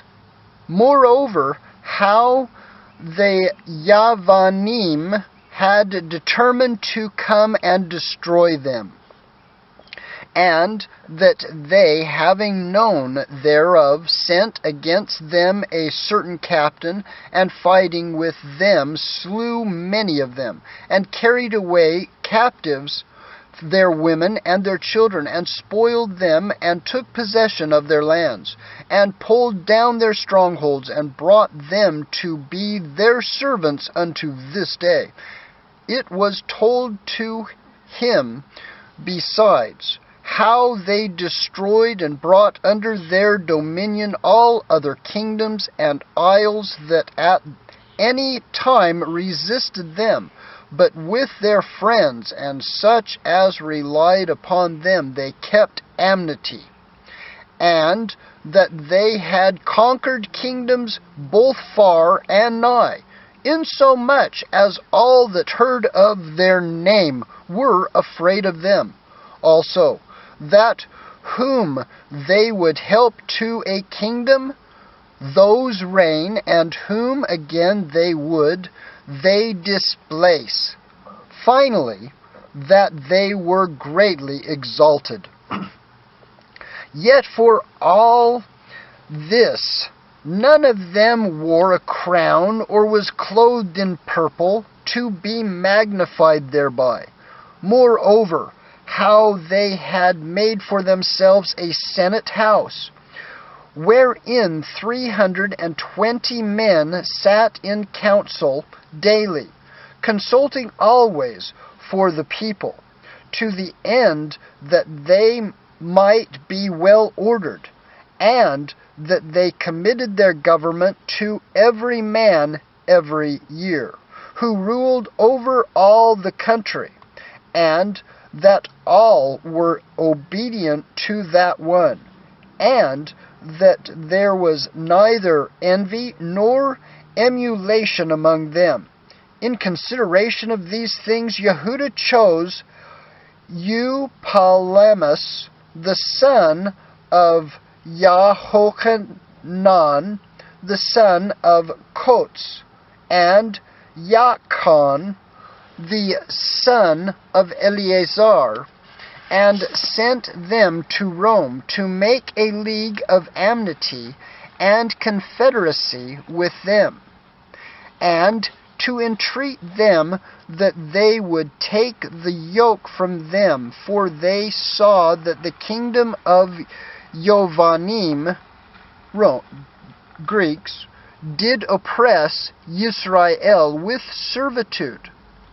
They went therefore to Rome, which was a very great journey, and came unto the Senate, whereby they spoke. Yehuda Maccabee with his brethren, and the people of Yehudim, have sent us unto you to make a confederacy and peace with you, and that we might be registered your confederates and friends. So that matter pleased the Romaim well, and this is the copy of the Sefer which the Senate wrote back again in tables of brass, and sent to Jerusalem, that there they might have by them a memorial of peace and confederacy. Good success to be the Romaim, and to the people of Yehudim. by sea and by land forever, le'olam va'ed, the sword also and enemy be far from them. If there come first any war upon the Romaim or any of their confederates throughout all their dominion, the people of Yehudim shall help them, as the time shall be appointed, with all their heart. Neither shall they give anything unto them that makes war upon them, or aid them with victuals, weaponry, money, or ships, as it has seemed good unto the Romaim. But they shall keep their covenants, without taking anything thereof. In the same manner also, if war came first upon the nation of Yehudim, the Romaim shall help them with all their heart, according as the time such be appointed them. Neither shall victuals be given to them by that take part against them, or weapons, or money, or ships, as it has seemed good to Romaim. But they shall keep their covenants, and that without deceit. According to these articles did the Romaim make a covenant with the people of the Yehudim. Howbeit, if hereafter one party or the other shall think to meet, to add, or diminish anything, they may do it as their pleasure, and whatsoever they shall add or take away shall be ratified. And as touching the evils that Demetrius does to Yehudim, we have written unto him, saying, Wherefore made your yoke heavy upon our friends and confederates, the Yehudim? ? If therefore they complain any more against you, we will do them justice, and fight with you by sea and by land. 1 Maccabees chapter 9. Furthermore, when Demetrius heard that Nicanor and his hosts were slain in battle, he sent Bacchides and Alchemus into the land of Yehuda the second time, and with them the chief strength of his host, who went forth by the way that leads to Gilgal, and pitched their tents before Masaloth, which is in Arab El. And after they had won it, they slew much people. Also the first month of the 152nd year they encamped before Jerusalem, from whence they removed and went to Bariah, with 20,000 footmen and 20,000 horsemen. Now Yehuda had pitched his tents at El-Allah, and 3,000 chosen men with him, who, seeing the multitude of the other army, to he so great, were so afraid, whereupon many conveyed themselves out of the host, insomuch as abode of them no more but 800 men. When Yehuda therefore saw that his host slipped away, and that the battle pressed upon him, he was sore troubled in mind, and much distressed, for that he had no time to gather them together. Nevertheless unto them that remained he said, Let us arise and go up against our enemies, if peradventure we may be able to fight with them.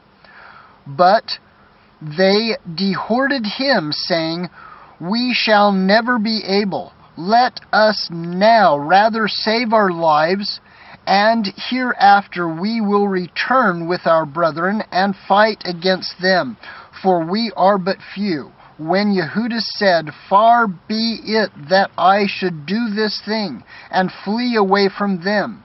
If our time has come, let us die manfully for our brothers, and let us not stain the honor. With that, the host of Bacchides removed out of their tents and stood over against them, their horsemen being divided into two troops, and their slingers and their archers going before the host, and they had marched in and forward were all mighty men. As for Bacchides, he was in the right wing, so the host drew near on the two parts and sounded their shofars. Also they of Yehuda's side, even they sounded their shofars. So the earth shook at the noise of their armies, and the battle continued from morning till night. Now when Yehuda perceived that Bacchides and the strength of his army were on the right side, he took with him all the hardy men, who discomforted the right wing and pursued them into the Mount Ashdod. But when they of the left wing saw that they of the right wing were discomforted, they followed upon Yehuda, and those that were with him hard at the heels from behind. Whereupon there was a sore battle, insomuch as many were slain on both parts. Yehuda also was killed, and the remnant fled. Then Jonathan and Shimeon took Yehuda their brother and buried him in the sepulchre of his father in Modin. Moreover, they bewailed him, and all Israel made great lamentation for him, and mourned many days, saying, How is the valiant man fallen, that delivered Israel? As for the other things concerning Yehuda, and his wars, and the noble acts which he did, and his greatness, they are not written, for they were very many. Now after the death of Yehuda, Maccabees, the wicked began to put forth their heads in all the coasts of Israel. And there rose up all such as wrought iniquity. In those days also there was a very great famine, by reason whereof the country revolted, and went with them. Then Bacchides chose the wicked men, and made them lords of the country. And they made an inquiry and search for Yehuda's friends, and brought them unto Bacchides, who took vengeance on them, and used them despitefully. So was there a great affliction in Israel, the like whereof was not since the time that a prophet, a Nabi, was seen among them. For this cause all Yehuda's friends came together, and said unto Jonathan, Since your brother Yehuda died, we have no man like him to go forth against our enemies, and Bacchides, and against them of our nation that are adversaries to us. Now, therefore, we have chosen you this day to be our prince and captain in his stead, that you may fight our battle. Upon this, Jonathan took the governance upon him at that time, and rose up instead of his brother Yehuda. But when Bacchides got knowledge thereof, he sought for to slay him. Then Jonathan and Shimeon his brother, and all that were with him, perceiving that, fled into the wilderness of Tekoa, and pitched their tents by the waters of the pool Ashfar, which, when Bacchides understood, came near to Jordan, with all his host upon the Shabbat. Now Jonathan had sent his brother Johanan, a captain of the people, to pray his friends the Nabatim, that they might leave with them their carriage, which was much. But the children of Jambri came out of Medeba, and took Johanan and all that he had, and went their way with it. After this came word to Jonathan and Shimeon his brother, that the children of Jambri made a great marriage, and were bringing the bride from Nadabatha with a great train, as being the daughter of one of the great princes of Canaan. Therefore they remembered Johanan their brother, and went up and hid themselves under the covert of the mountain, where they lifted up their eyes and looked, and beheld, there was much ado and great carriages. And the bridegroom came forth, and his friends and brethren, to meet them with drums and instruments of music and many weapons. Then Jonathan and they that were with him rose up against them from that place where they lay in ambush, and made a slaughter of them in such sort as many fell down dead, and the remnant fled into the mountains. And they took all the spoils. Thus was the marriage turned into mourning, and the noise of their melody into lamentation. So when they had avenged fully the blood of their brother, they turned back again to the marsh of Jordan. Now when Bacchides heard thereof, he came on the Shabbat unto the banks of Jordan with a great power. Then Jonathan said to his company, Let us go up now, and fight for our lives, for it stands not with us today, as in past times. For behold, the battle is before us, and behind us, and the waters of Jordan on this side and that side, the marsh likewise and wood. Neither is there place for us to turn aside. Wherefore, cry ye now unto Shamayim, unto the heavens, that ye may be delivered from the hand of our enemies. With that they joined battle, and Jonathan stretched forth his hand to smite Bacchides, but he turned back from him. Then Jonathan and they that were with him leapt into Jordan, and swam over unto the other bank. Howbeit the others passed not over Jordan unto them, so they were slain of Bacchides. Side that day about 1,000 men. Afterwards returned Bacchides to Jerusalem, and repaired the strong cities in Yehuda, the fort of Jericho, and Yemim,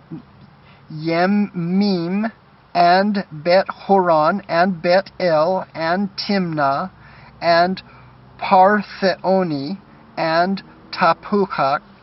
These did he strengthen with high walls, with gates, and with bars. And in them he set a garrison, that they might work malice upon Israel. He fortified also the city Bet Surah, and Gazman, and the tower, and put forth in them, and provisions of victuals. Besides he took the chief men's sons in the country for hostages, and put them into the tower at Jerusalem to be kept. Moreover, in the 153rd year, in the 2nd month, Alcimus commanded that the wall of the inner court of the sanctuary be pulled down.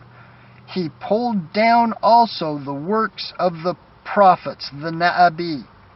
And as he began to pull down, even at that time was Alcimus plagued, for his enterprises hindered, for his mouth was stopped, and he was taken with a palsy, so that he could no more speak anything, nor give orders concerning his house. So Alcimus died at that time with great torment. Hey! Now, when Bacchides saw that Alcimus was dead, he returned to the king, whereupon the land of Yehuda was in rest 2 years, when all the wicked men held a council, saying, Behold, Jehonathan and his company are at ease, and dwell without care. Now therefore we will bring Bacchides hither, who shall take them all in one night. So they went and consulted with him. Then removed he, and came with a great host, and sent letters privily to his adherents in Yehuda, that they should take Jehonathan and those that were with him, howbeit they could not, because their counsel was known unto them. Wherefore they took of the men of the country that were authors of the mischief about 50 persons, and slew them. Afterward Jehonathan and Simeon, and they were with him, got them away to Bet-Bitsi, which is in the wilderness, and they repaired the decays thereof, and made it strong. Which thing, when Bacchides knew, he gathered together all his host, and sent word to them that were of Yehuda. Then went he and laid siege against Bet-Bitsi, and they fought against it a long season, and made engines of war. But Jehonathan left his brother Shimeon in the city, and went forth himself into the country. And with a certain number he went forth. And he smote Odomara and his brethren, and the children of Pasiron in their tent.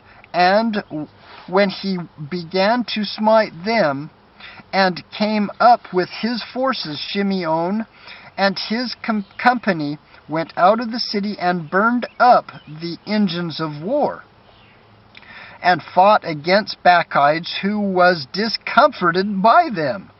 And they afflicted him sore, for his counsel and travail was in vain. Wherefore he was very wroth at the wicked men that gave him counsel to come into the country, inasmuch as he slew many of them, and proposed to return into his own country. Whereof, when Jehonathan had acknowledged, he sent ambassadors unto him, to the end he should make peace with him, and deliver him the prisoners.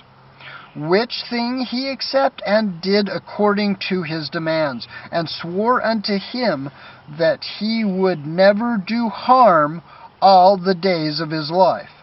When therefore he had restored unto him the prisoners that he had taken aforetime out of the land of Yehuda, he returned and went his way into his own land.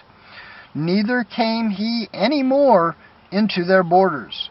Thus the sword ceased from Israel, but Jehonathan dwell at Michmash, and began to govern the people, and he destroyed the wicked men out of Israel. First Maccabees, Book of YHWH, Chapter 10. In the 160th year, Alexander, the son of Antiochus, surnamed Epiphanes, went up and took Accho, for the people had received him by means whereof he reigned there. Now, when King Demetrius heard thereof, he gathered together an exceeding great host, and went forth against him to fight. Moreover, Demetrius sent letters unto Jonathan with loving words, so as he magnified him. For, said he, let us first make peace with him before he join with Alexander against us. Else he will remember all the evils that we have done against him, and against his brethren and his people. Wherefore he gave him authority to gather together a host, and to provide weapons, and that he might aid him in battle. He commanded also that the hostages that were in the tower should be delivered him. Then came Jonathan to Jerusalem, and read the letters in the audience of all the people, and of them that were in the tower, who were sore afraid when they heard that the king had given him authority to gather together a host. Whereupon they of the tower delivered their hostages unto Jonathan, and he delivered them unto their parents. This done, Jonathan settled himself in Jerusalem, and began to build and repair the city. And he commanded the workmen to build the walls and Mount Sion, and about the square stones for fortification. And they did so. Then the strangers that were in the fortress which Bacchides had built fled away, insomuch as every man left his place, and went into his own country. Only at Bethsura certain of those had forsaken the Torah, and the commandments remained still, for it was their place of refuge. Now, when King Alexander had heard what promises Demetrius had sent unto Jonathan, when also it was told him of the battles and noble acts which he and his brothers had done, and of the pains that they had endured, he said, Shall we find such another man? Now therefore we will make him our friend and confederate. Upon this he wrote a Sefer, and sent it unto him according to these words, saying, King Alexander to his brother Jonathan sends greeting. We have heard of you, that you are a great power, and meet to be our friend. Wherefore, now this day we ordain you to be the high priest of your nation, and to be called the king's friend. And wherewithal he sent him a purple robe and a gold crown, and require you to take our part and keep friendship with us. So in the 7th month of the 160th year, at the feast of Sukkot, Johanan put on the holy robe, and gathered together forces, and provided much armor.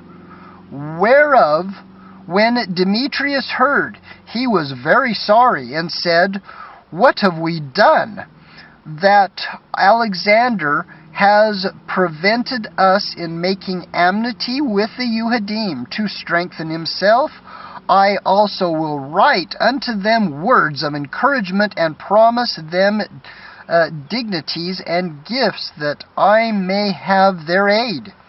He sent unto them, therefore, this effect: King Demetrius unto the people of the Yehudim sends greetings. Whereas ye have kept covenants with us, and continued in our friendship, not joining yourself with our enemies, we have heard hereof, and are glad.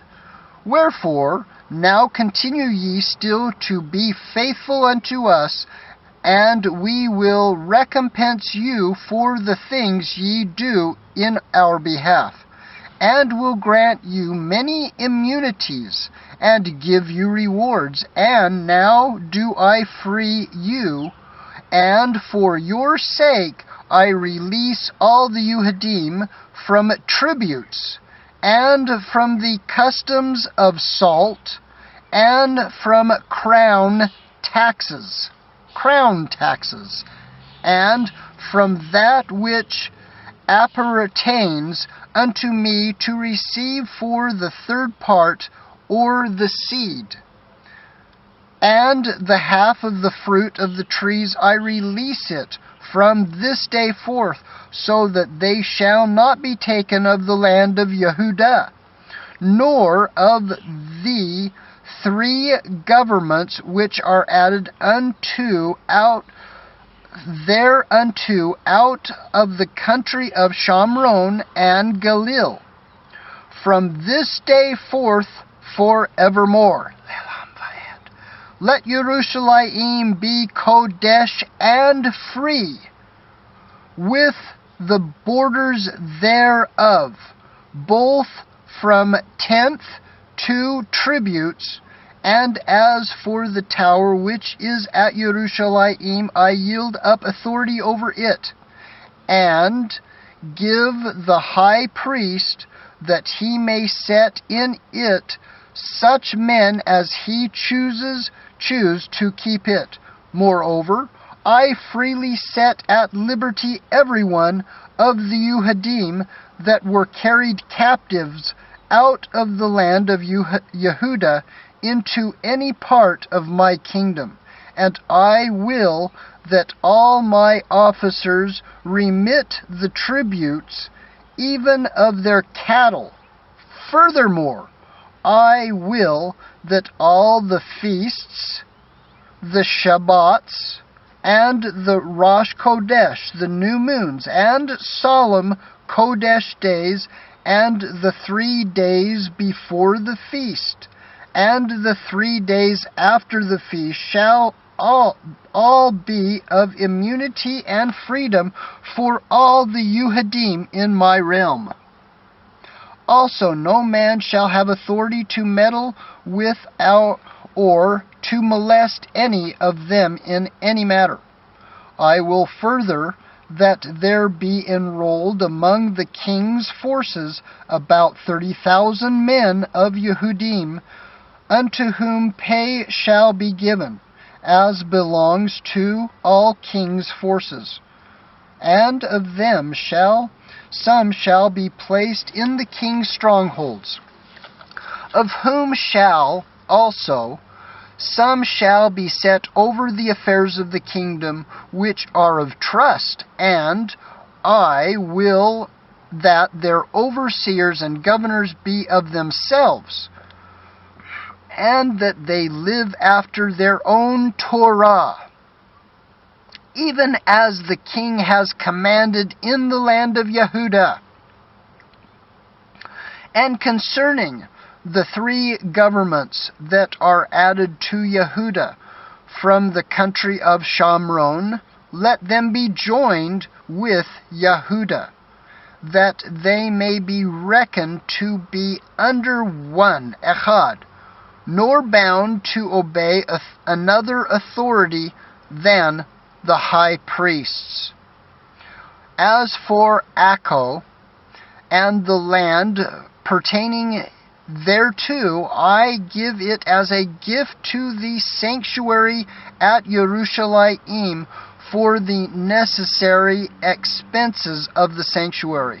Moreover, I give every year 15,000 shekel of silver out of the king's accounts from the place appertaining, and all of the overplus which the officers paid not in as in former times.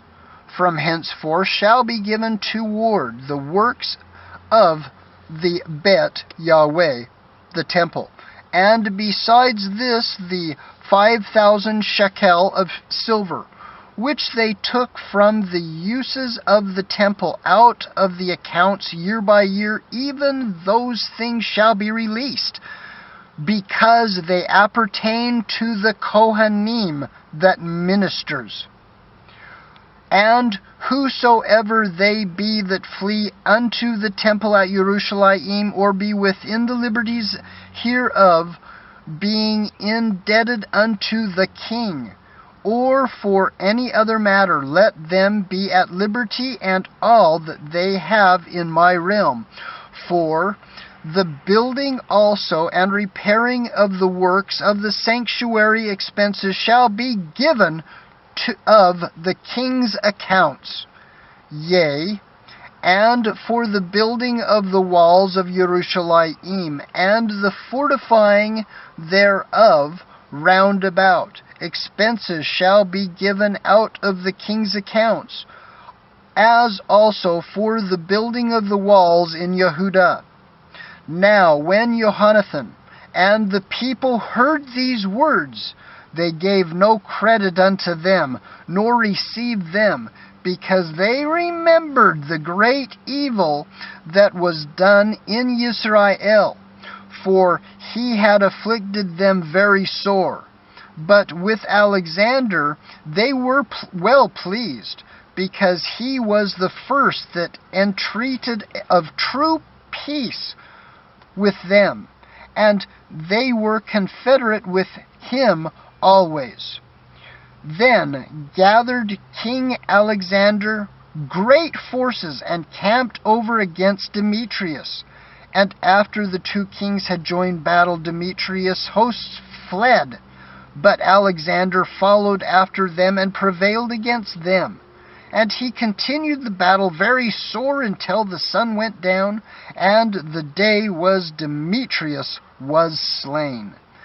Afterward Alexander sent ambassadors to Ptolemy, king of Mitzrayim, with a message to this effect: For as much as I come again to my realm, and am set in the throne of my progenitors, I have gotten the dominion and overthrown Demetrius, and recovered our country.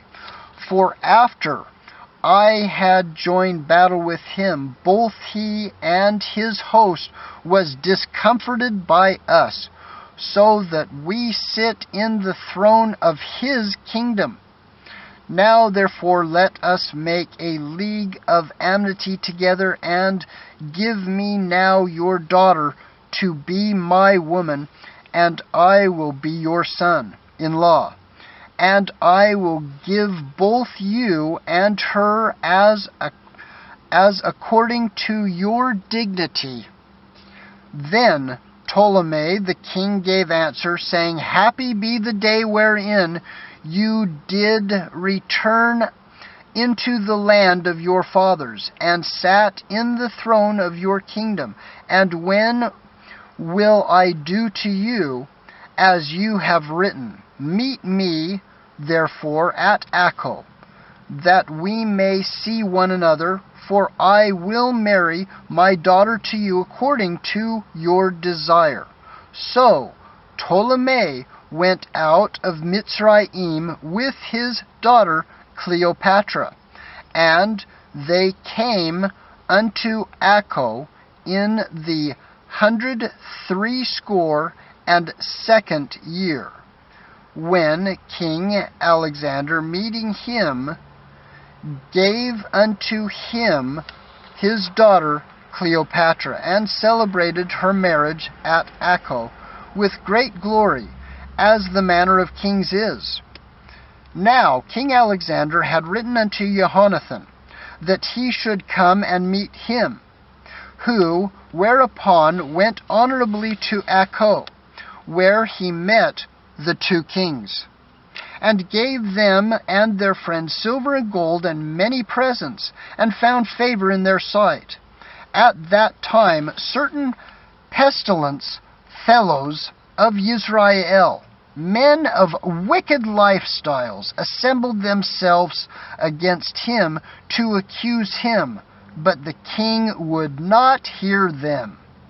Yea, more than that, the king commanded to take off his garments and clothe him in purple, and they did so. And he made him sit by himself, and said to his princes, Go with him into the midst of the city, and make proclamation that no man complain against him of any matter, and that no man trouble him for any matter of cause. Now, when his accusers saw that he was honored according to the proclamation, and clothed in purple, they fled all away. So the king honored him, and wrote him among his chief friends, and made him a duke, a partaker of his dominion. Afterward, Jonathan returned to Jerusalem with shalom and gladness. Furthermore, in the 165th year came Demetrius, son of Demetrius, out of Crete, into the land of his fathers, whereof, when King Alexander heard tell, he was right sorry, and returned to Antioch. Then Demetrius made Apollonius the governor of Seloaram, his general, who gathered together a great host and camped in Yavnael, and sent unto Jonathan the high priest, saying, You alone lift up yourself against us, and I am laughed to scorn for your sake, and reproached. And why do you vaunt your power against us in the mountains? Now, therefore, if you trust in your own strength, come down to us into the plain field, and there let us try the matter together. For with me is the power of the cities.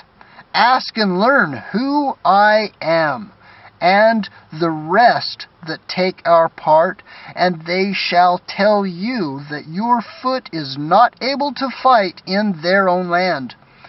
Wherefore, now you shall not be able to abide the horsemen, and so great a power in the plain, where is neither stone nor flint nor place to flee unto. So when Jonathan heard these words of Apollonius, he was moved in his mind, and choosing 10,000 men, he went out of Jerusalem, where Shimeon his brother met him for to help him. And he pitched his tents against Japho. But they of Japho shut him out of the city, because Apollonius had a garrison there. When Jonathan laid siege unto it, whereupon they of the city let him in for fear, and so Jonathan won Japho. Wherefore, when Apollonius heard, he took 3,000 men with a great host of footmen, and went to Ashdod as one of that journeyed, and therewithal drew him forth into the plain, because he had a great number of horsemen, in whom he put his trust. Then Jonathan followed after him to Ashdod, where the armies joined battle. Now Apollonius had left 1,000 horsemen in ambush And Jonathan knew that there was an ambush meant behind him, for they had compassed in his host, and cast spears at the people from morning till evening. But the people stood still, as Jonathan had commanded them. And so the enemy's horses were tired. Then brought Shimeon forth his host, and set them against the footmen. For the horsemen were spent, who were discomforted by him, and fled. The horsemen also, being scattered in the field, fled to Ashdod, and went in to Bet Dagon, the house of Dagon, their idol's temple, for safety. But Jonathan set fire on Ashdod and the cities round about it, and took their spoils, and the temple of Dagon with them that fled into it he burned with fire. Thus there were burned and slain with the sword well nigh 8,000 men. And from thence Jonathan removed his host, and camped against Ashkelon, where the men of the city came forth and met him with great pomp. After this returned Jonathan and his host unto Jerusalem, having any spoils.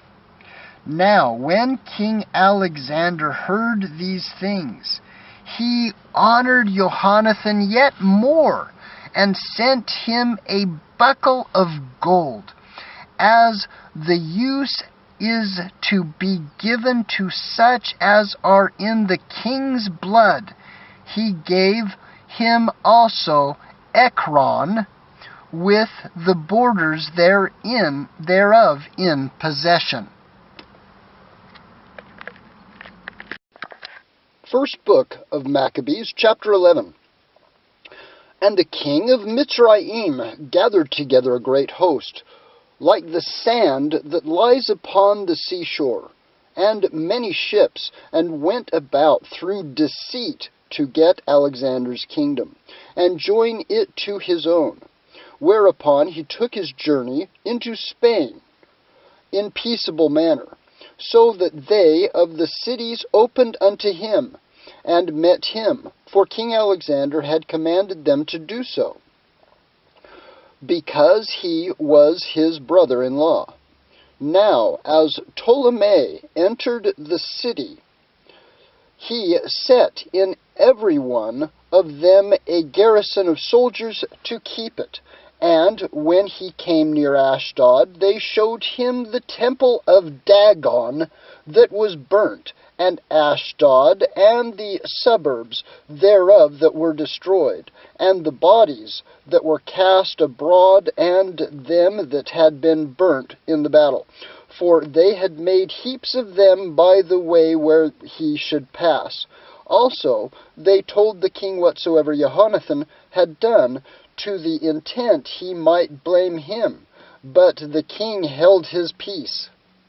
Then Jonathan met the king with great pomp at Jaffa, where they saluted one another, and lodged.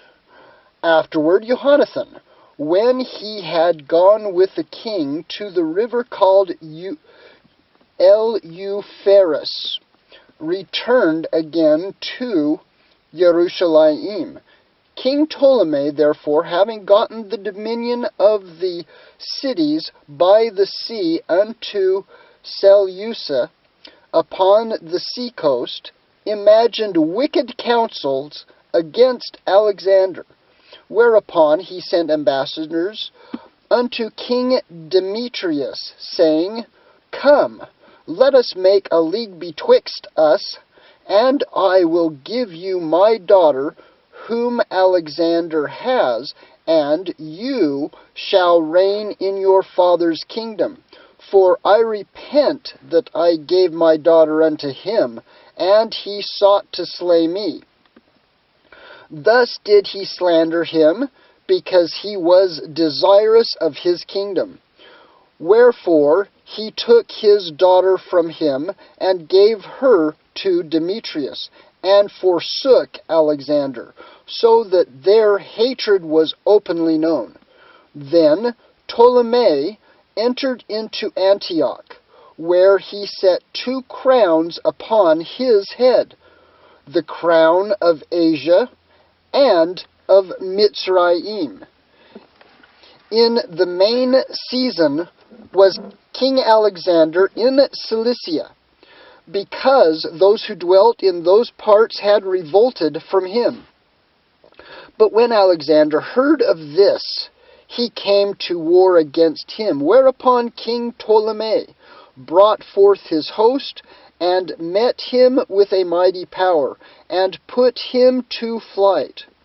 So Alexander fled into Arabia, where to be defended. But King Ptolemy was exalted, for Zabdiel the Aravi took off Alexander's head.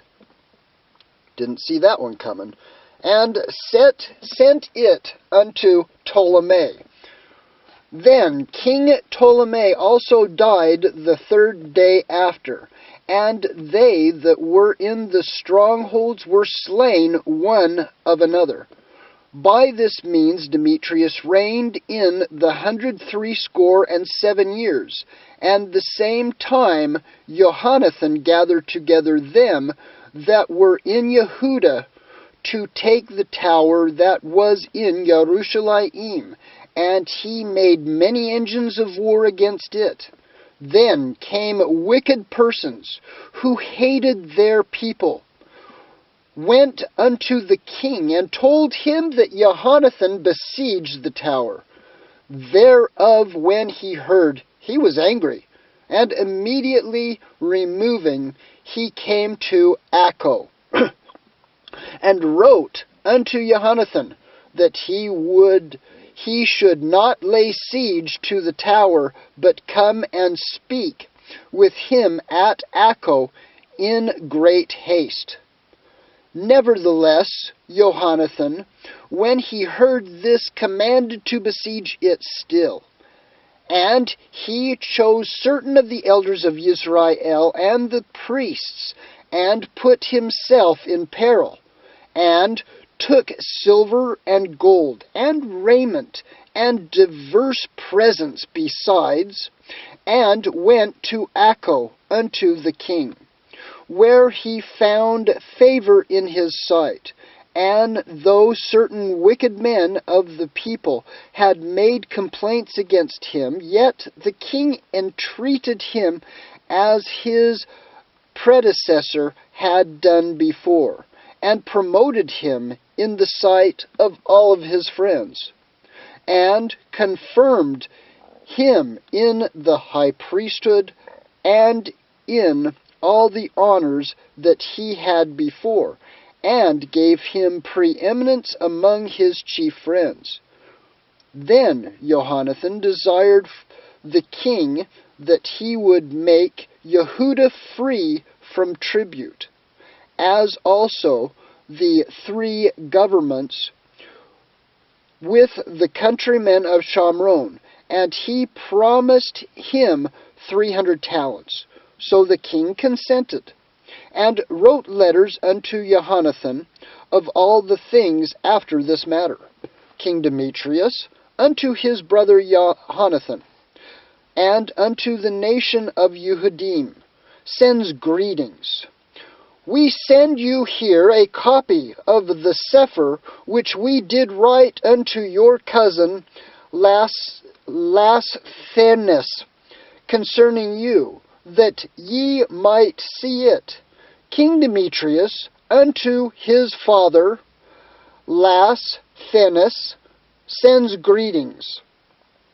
We are determined to do good to the people of Yehudim, who are our friends, and keep covenants with us, because of their good towards us, Wherefore we have ratified them unto them the borders of Yehuda with the 3 governments of Ashkah and Lud and Ramah, that are added unto Yehuda from this country of Shamron, and all things appertaining unto them, for all such as do sacrifice in Yerushalayim, instead of the payments which the king received of them yearly aforetime, out of the fruits of the earth and the trees. And as for other things that belong unto us of the tithes and customs pertaining unto us, as also the salt pits and the crown taxes, which are due unto us, we discharge them of them all for their relief, and nothing hereof shall be revoked from this time forth forever. Now, therefore, see that you make a copy of these things, and let it be delivered unto Jonathan, and the set apart Kodesh mount in the conspicuous place. After this, when King Demetrius saw that the land was quiet before him, and that no resistance was made against him, he sent away all his forces, every one to his own place, except certain bands of strangers, whom he had gathered from the isles of the heathen. Moreover, all the forces of his fathers hated him. Moreover, there was one Tryphon, that had been one of Alexander's part afore, who, seeing that all the host murmured against Demetrius, went to Semelchiu the Avri, and that brought up Antiochus, the young son of Alexander, and lay score upon him to deliver him this young Antiochus, that he might reign in his father's stead. He told him, therefore, all that Demetrius had done, and how his men of war were at enmity with him, and he remained a long season. In the meantime, Jonathan sent unto King Demetrius that he would cast those of the tower out of Yerushalayim, and those also in the fortress, for they fought against Israel. So Demetrius sent unto Jonathan, saying, I will not only do this for you and your people, but I will greatly honor you and your nation, if opportunity serves. Now therefore you shall do well, if you send me men to help me, for all my forces are gone from me. Upon this Jonathan sent him 3,000 strong men into Antioch. And when they came to the king was very glad of their coming.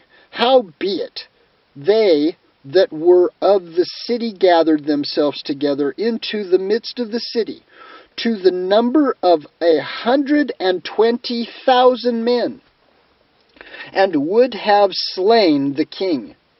Wherefore the king fled into the court, but they of the city kept the passages of the city, and began to fight. Then the king called to the Yehudim for help, who came unto him all at once, and dispersing themselves through the city, slew that day in the city to the number of 100,000. Also they set fire on the city, and got many spoils that day, and delivered the king.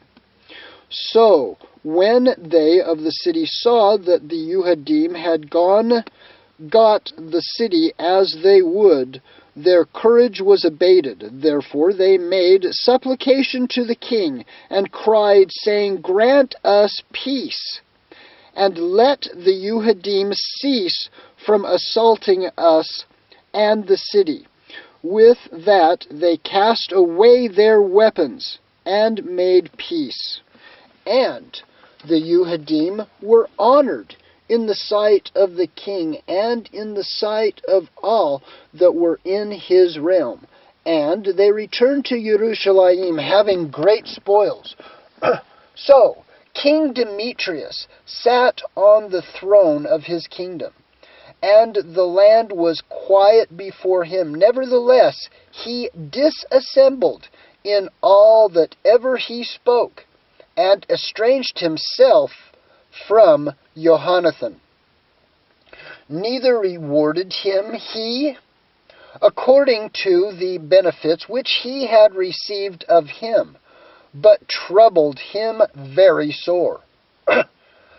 After this returned Typhon, and with him the young child Antiochus, who reigned and was crowned.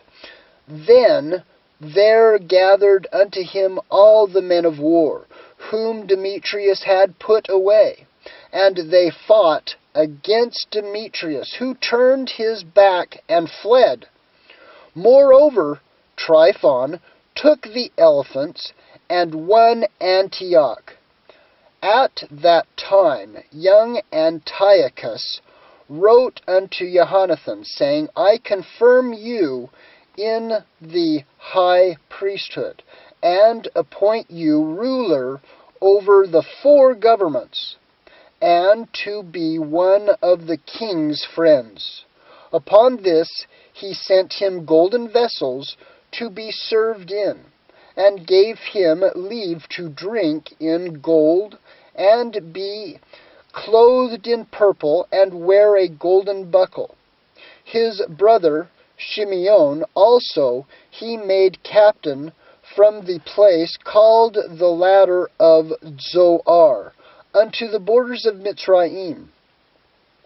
Then Jonathan went forth, and passed through the cities beyond the water. And all the forces of Aram gathered themselves unto him for to help him. And when he came to Ashkelon, they of the city met him honorably, from whence he went to Gaza. But they of Gaza shut him out. Wherefore he laid siege to it, and burned the suburbs thereof with fire, and spoiled them. Afterward, when they of Gaza made supplication unto Jonathan, he made peace with them, and took the sons of their chief men for hostages, and sent them to Jerusalem, and passed through the country into Damascus. Now, when Jonathan heard that Demetrius's princes were come to Kadesh, which is in Gilead, with a great power, purposing to remove him out of the country, he went to meet them, and left Shimeon his brother in the country. Then Shimeon encamped against Bet-sura, and fought against it a long season, and shut it up. But they desired to have peace with it, which he granted them, and then put them out from thence, and took the city, and set a garrison in it. As for Jonathan and his host, they pitched at the water of Kinneroth, from whence early in the morning they got them to the plain of Chatsar. And behold, the host of strangers, the Goyim, met them in the plain, who, having laid men in ambush for him in the mountains, came themselves over against him. So when they lay in ambush, rose out of their places and joined the battle. All that were of Jonathan's side fled, insomuch as there was not one of them left except Mattithiahu, the son of Avshalom, and Yehuda, the son of Calphi, the captains of the host. Then Jonathan rent his clothes, and cast earth upon his head, and prayed. Afterward, turning again to battle, he put them to flight, and so they ran away. Now, when his own men that had fled saw this, they turned again unto him, and with him pursued them to Kadesh, even unto their own tents, and there they camped. So there were slain of the heathen that day about 3,000 men, but Jonathan returned to Jerusalem.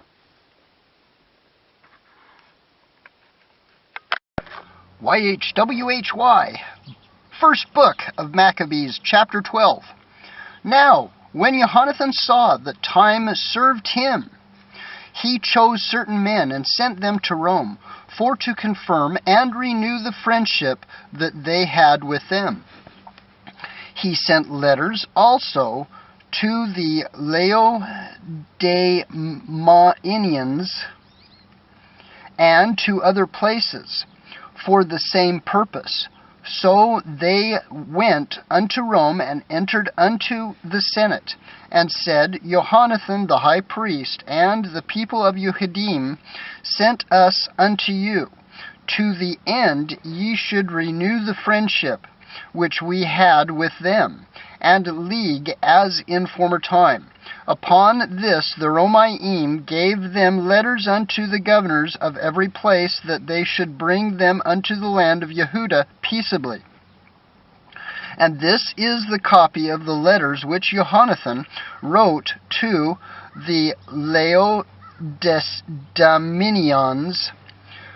Jonathan the high priest, and the elders of the nation, and the priests, and the other of the Yehudim, unto the Laodiceans, their brother, send greeting.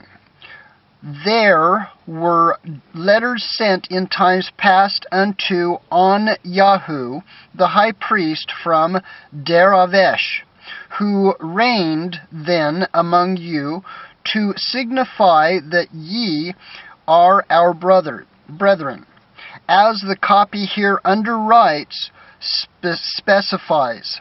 At which time Onyahu entreated the ambassador that was sent honorably, and received the letters wherein declaration was made of the league of and friendship. Therefore we also, albeit we need none of these things, that we have the holy Sepharim of Scriptures in our hands to comfort us, have nevertheless attempted to send unto you for the renewing of brotherhood and friendship, lest we should become strangers unto you altogether. For there is a long time past since ye sent unto us.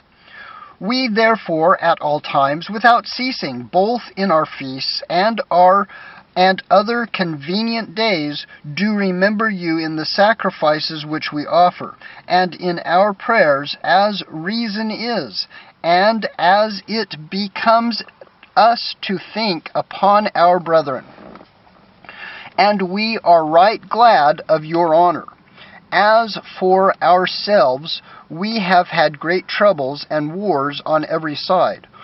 For as much as the kings that are round about us have fought against us, howbeit we would not be troublesome unto you, nor to others of our confederate and friends in these wars.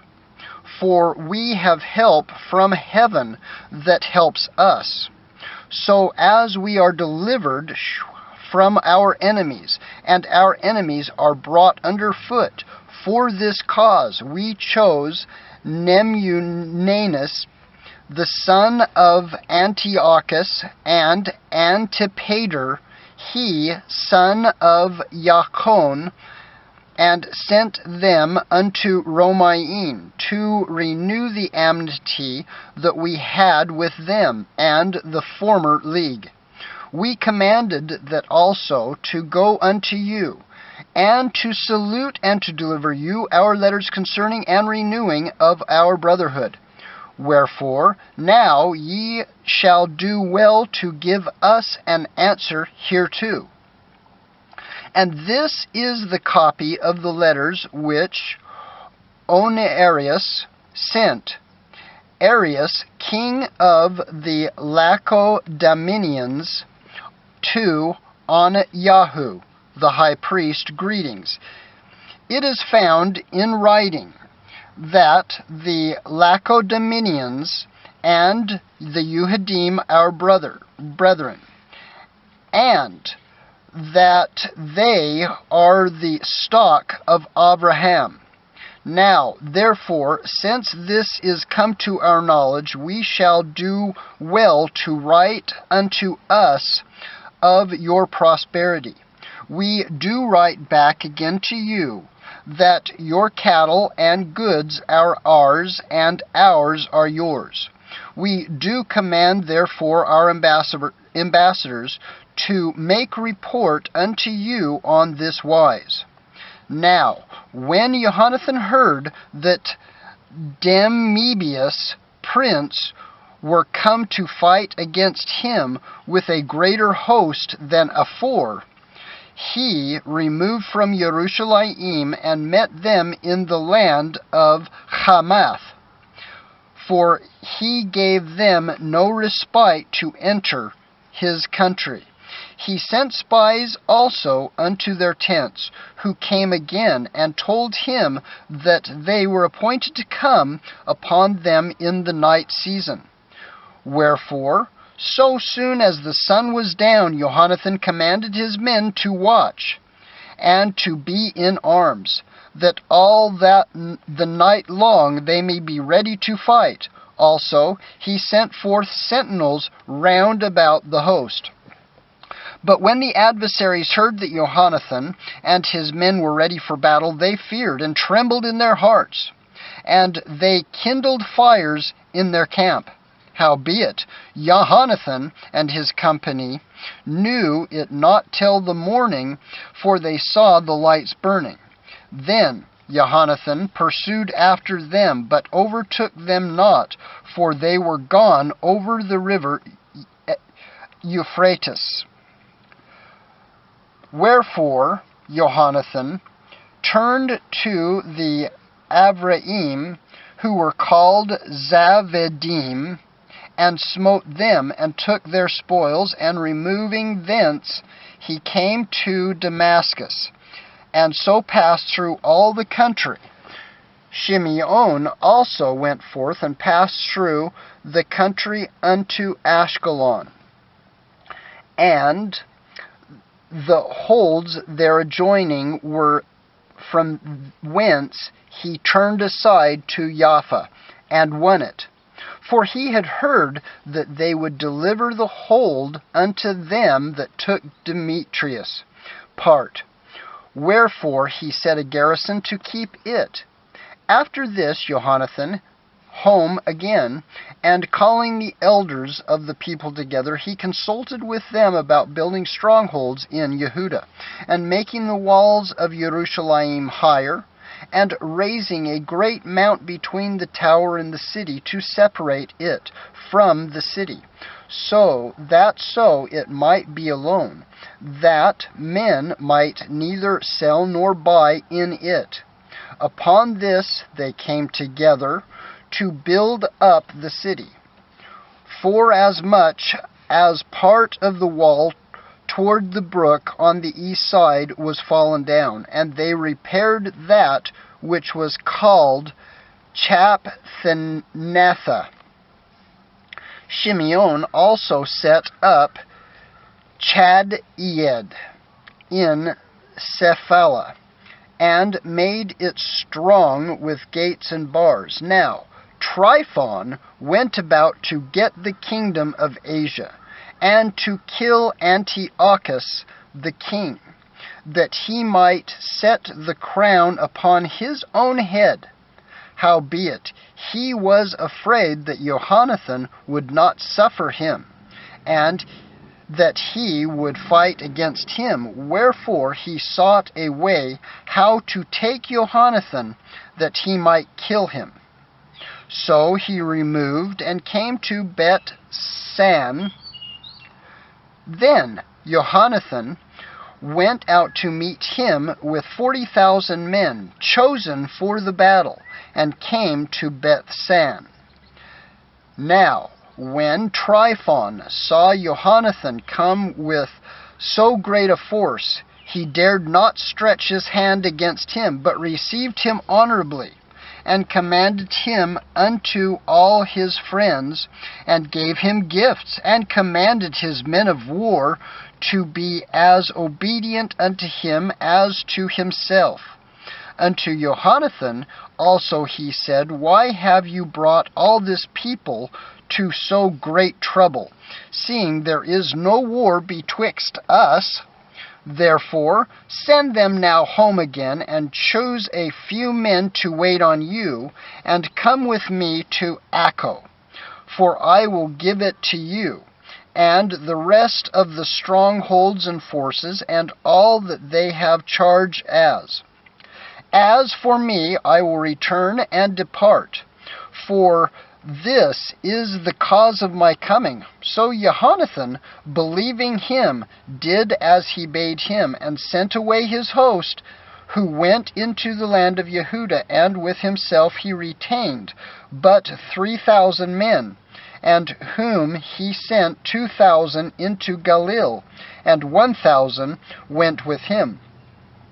Now as soon as Jonathan entered into Accho, they of Accho shut the gates and took him, and all of them that came with him they slew with the sword.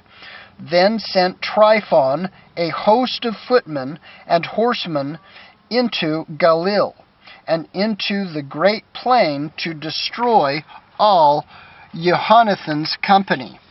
But when they knew that Jonathan and they that were with him were taken and slain, they encouraged one another, and went close together, prepared to fight. They therefore that followed upon them, perceiving that they were ready to fight for their lives, turned back again. Whereupon they all came into the land of Yehudah peaceably, and they bewailed Jonathan, and them that were with him, and they were sore afraid. Wherefore all Israel made great lamentations. Then all the heathen that were round about them sought to destroy them, for they said, They have no captain, nor any to help them. Now declare, therefore, let us make war upon them, and take away their memorial from among men.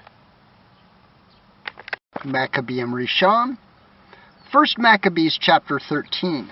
Now, when Shimeon heard that Tryphon had gathered together a great host to invade the land of Yehudah and destroy it, and saw that the people was in great tremble and fear, he went up to Jerusalem, and gathered the people together, and gave them exhortation, saying, Ye yourselves know what great things I and my brethren and my father's house have done for the Torah and the sanctuary, the battles also, and the troubles which we have seen, by reason whereof all my brethren are slain for Israel's sake, and I am left alone. Now therefore be it far from me that I should spare my own life in any time of trouble. for I am no better than my brethren. Doubtless I will avenge my nation, and the sanctuary, and our women, and our children, for all the heathen are gathered to destroy us of very malice. Now, as soon as the people heard these words, their ruach revived, and they answered with a loud voice, saying, You shall be our leader, instead of Yehuda and Jonathan, your brother. Fight our battles, and whatsoever you command us that we will do. So then he gathered together all the men of war, and made haste to finish the walls of Jerusalem, and he fortified it round about. He also sent Jonathan the son of Absalom, and with him a great power to Japho, who cast out them that were therein, remained there in it. So Tryphon removed from Acco with a great power to invade the land of Yehuda, and Jonathan was with him inward.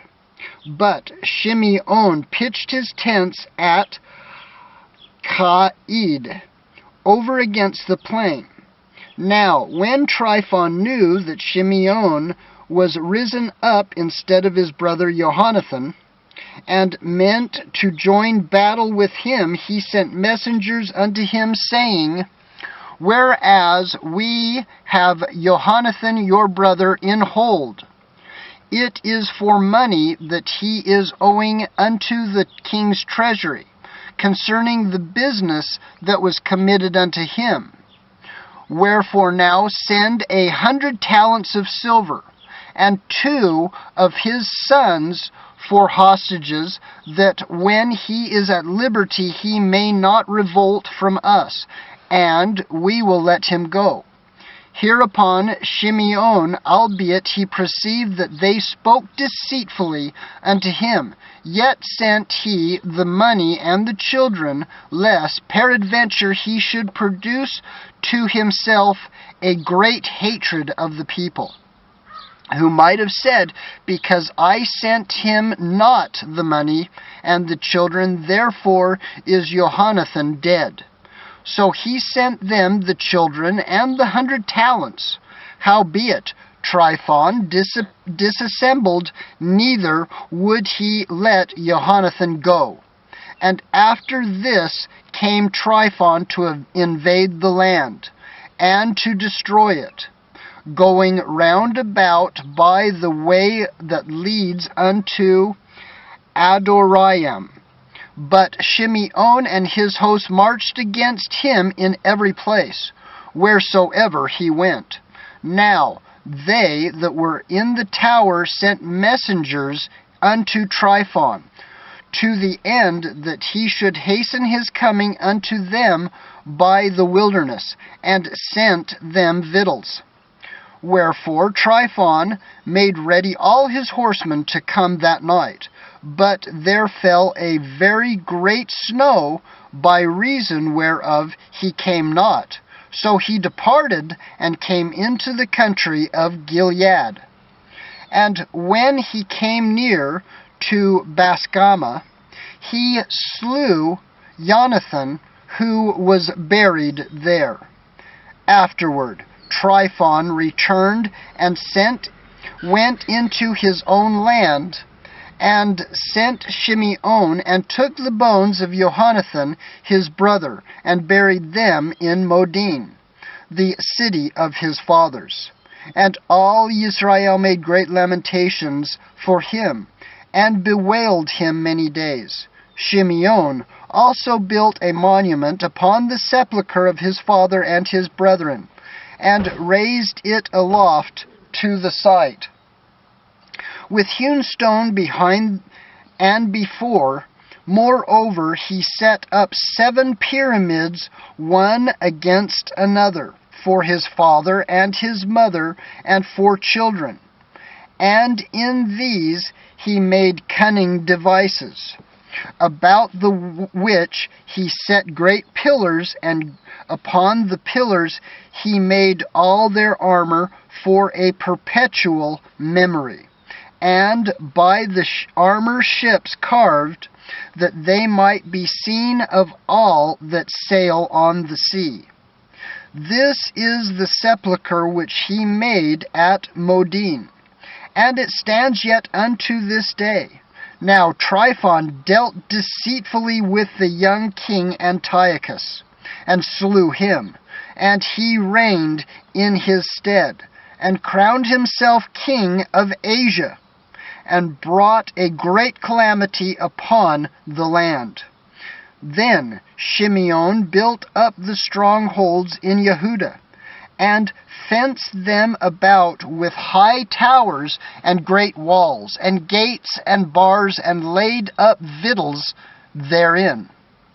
Moreover, Shimeon chose men, and sent to King Demetrius, to the end he should give the land an immunity, because all that Tryphon did was to spoil.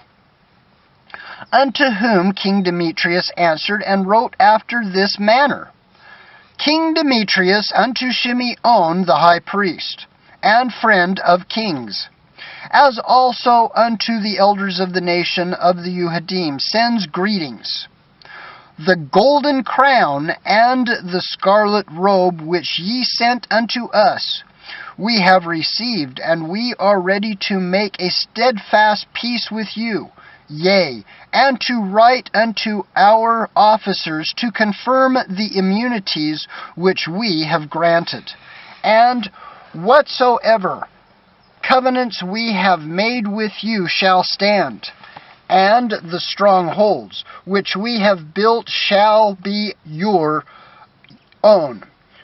As for any oversight or fault committed unto this day, we forgive it, and the crown tax also, which ye owe us, and if there were any other tribute paid in Jerusalem, it shall no more be paid. And look, who are meet among you to be in our court, let then be enrolled, and let there be peace betwixt us. Thus the yoke of the heathen was taken away from Israel in the 170th year, when the people of Israel began to write in their instruments and contracts, in the first year of Shimeon the high priest, the governor and leader of the Yehudim. In those days Shimeon camped against Gaza, and besieged it round about. He made also an engine of war, and set it by the city, and battered a certain tower, and took it. And they that were in the engine leaped into the city, whereupon there was a great uproar in the city, insomuch as the people of the city rent their clothes, and climbed upon the walls with their women and children, and cried with a loud voice, beseeching Simeon to grant them peace. And they said, Deal not with us according to our wickedness, but according to your mercy. So Simeon was appeased towards them, and fought no more against them, but put them out of the city, and cleansed the house wherein the idols were. So entered into this with songs and thanksgiving. Yea, he put all uncleanness out of it, and placed such men there as would guard the Torah, and made it stronger than it was before, and built therein a dwelling place for himself. They also of the tower in Jerusalem were kept so strait that they could neither come forth nor go into the country, nor buy nor sell, wherefore they were in great distress for want of victuals. and a great number of them perished through famine. Then cried they unto Shimeon, beseeching him to be at one with them, which thing he granted them. And when he had put them out from thence, he cleansed the tower from pollutions, and entered into the 23 day of the 2nd month, in the 171st year, with thanksgiving and branches of palm trees, and with harps and cymbals and viols and hymns and songs, because there was destroyed a great enemy out of Israel. He ordained also that the day should be kept every year with gladness. Moreover, the hill of the temple that was by the tower he made stronger than it was, and there he dwelt himself with his company. And when Shimeon saw that Johanan his son was a valiant man, he gave him captain of all the host, and he dwelt in Gazam. 1 Maccabees chapter 14. Now, in the 163 year, King Demetrius gathered his forces together, and went into Madai, to get him help to fight against Tryphon. But when Arsaces, the king of Persia and Madai, heard that Demetrius was entered within his border, he sent one of his princes to take him alive, who went and smote the host of Demetrius, and took him, and brought him to Arsaces, by whom he was put in ward. As for the land of Yehudah, that was quiet all the days of Shimeon, for he sought the good of his nation in such wise as that evermore his authority and honor pleased them well.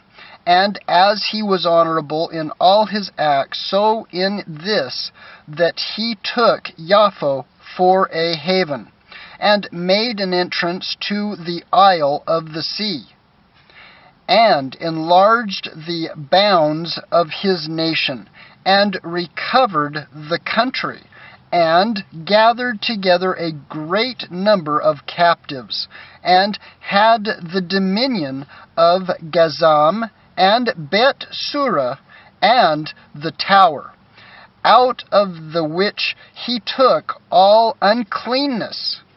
Neither was there any that resisted him.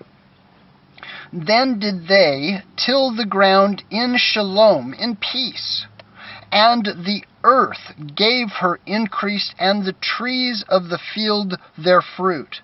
The ancient men sat all in the streets, communing together of good things, and the young men put on glorious and warlike apparel. He provided victuals for the cities, and set in them all manner of munitions, so that his honorable men was renowned unto the end of the world.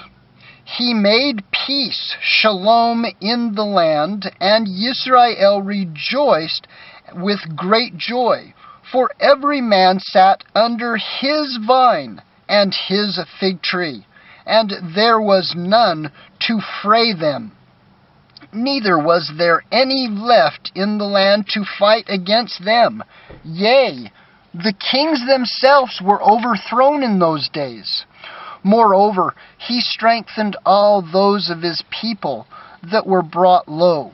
The Torah he searched out, and every contemner of the Torah and wicked person he took away. He beautified the sanctuary, and multiplied vessels of the temple. Now, when it was heard at Rome, and as far as Sparta, that Jonathan was dead, they were very sorry. But as soon as they heard that his brother Shimeon was made high priest in his stead, and ruled the country and the cities therein, they wrote unto him in tablets of brass, to renew the friendship and league which they had made with Yehuda and Jonathan his brother, which writings were read before the assembly at Jerusalem. And this is the copy of the letters that the Lacedaemonians sent.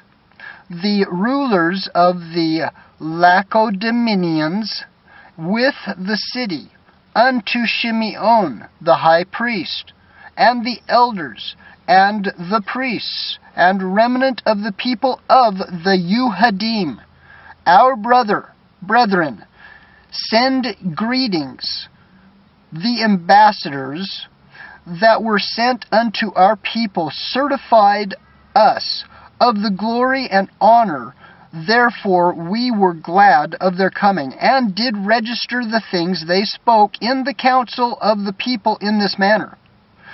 Numanius, son of Antiochus, and Antipater, son of Jacon, the Yehudim's ambassadors, came unto us to renew the friendship they had with us, and it pleased the people to entertain the men honorably, and to put the copy of their ambassage in public record, to the end of the people of the Lacedaemonians might have a memorial thereof. Furthermore, we have written a copy thereof unto Shimeon the high priest. After this, Shimeon sent Numanius to Rome, and a great shield of gold and 1,000 pounds weight, to confirm the league with them. Whereof, when the people heard, they said, What thanks shall we give to Shimeon and his sons? For he and his brethren, and the house of his father have established Israel, and chased away in fight the enemies from them, and confirmed their liberty. So then they wrote it in tables of brass, which they set upon pillars in Mount Sion. And this is the copy of the writing. The 18th day of the month of Elul, in the 120th year, being the 3rd year of Shimeon the high priest, at Sarmel, in the great assembly of the priests and people and rulers of the nation and elders of the country, Sanhedrin, which were these things notified unto us. For so much as often there have been wars in the country, wherein for the maintenance of the sanctuary and the Torah, Shimeon, the son of Mattithiahu, of the posterity of Yeriv, together with his brethren, put together in jeopardy, a resisting the enemies of their nation, did their nation great honor. For after that, Jonathan, having gathered his nation together, and been their high priest, was added to his people. Their enemies prepared to invade their country, that they might destroy it and lay hands on the sanctuary. At which time Shimeon rose up and fought for his nation, and spent much of his own substance, and armed the valiant men of his nation, and gave them wages, and fortified the cities of Yehudah, together with Beit Surah, that lies upon the borders of Yehudah, where the armor of the enemies had been before. But he set a garrison of Yehudim there. Moreover, he fortified Yaphah, which lies upon the sea, and Guzam, that borders upon Ashdod, where the enemies had dwelt before. But he placed Yehudim there, and furnished them with all things convenient for the reparation thereof. The people therefore sang the acts of Shimeon, and unto what glory he thought to bring his nation, made him their governor and chief priest, because he had done all these things.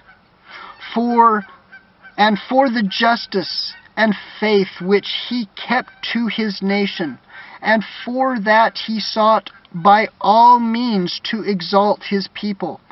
For in his time things prospered in his hands, so that the heathen were taken out of their country, and they also that were in the old city of David in Jerusalem, who made themselves a tower, out of which they issued, and polluted all about the sanctuary, and did much hurt in the Kodesh place. But he placed Yehudim there, and fortified it for the safety of the country and the city, and raised up the walls of Jerusalem. King Demetrius also confirmed him in the high priesthood according to those things. King Demetrius also confirmed him in the high priesthood according to these things. And made him one of his friends, and honored him with great honor. For he had heard say that the Romaim had called the Yehudim their friend and confederates and brethren, and that they had entertained the ambassadors of Shimeon honorably. Also that the Yehudim and Kohanim, the priests, were well pleased that Shimeon should be their melech, their governor and high priest, forever, until there should arise a faithful Nabi, a prophet. Moreover, that he should be their captain, and should take charge of the sanctuary, to set them over their works, and over their country, and over their armor, and over the fortresses, that I say he should take charge of the sanctuary. Besides this, that he should be obeyed of every man, and that all the writings in the country should be made in his name, and that he should be clothed in purple, and wear gold. Also, that it should be lawful that none of the people or priests to break any of these things, or to gainsay his word, or to gather an assembly in the country without him, or to be clothed in purple, or wear a buckle of gold. And whosoever should do otherwise, or break any of these things, he should be punished. Thus it liked all the people to deal with Shimeon, and to do as has been said. Then Shimeon accepted hereof, and was well pleased to be high priest, and captain, and governor of the Yehudim and priests, and to defend them all. So they commanded that this writing should be put in tables of brass, and that they should be set up within the compass of the sanctuary in a conspicuous place.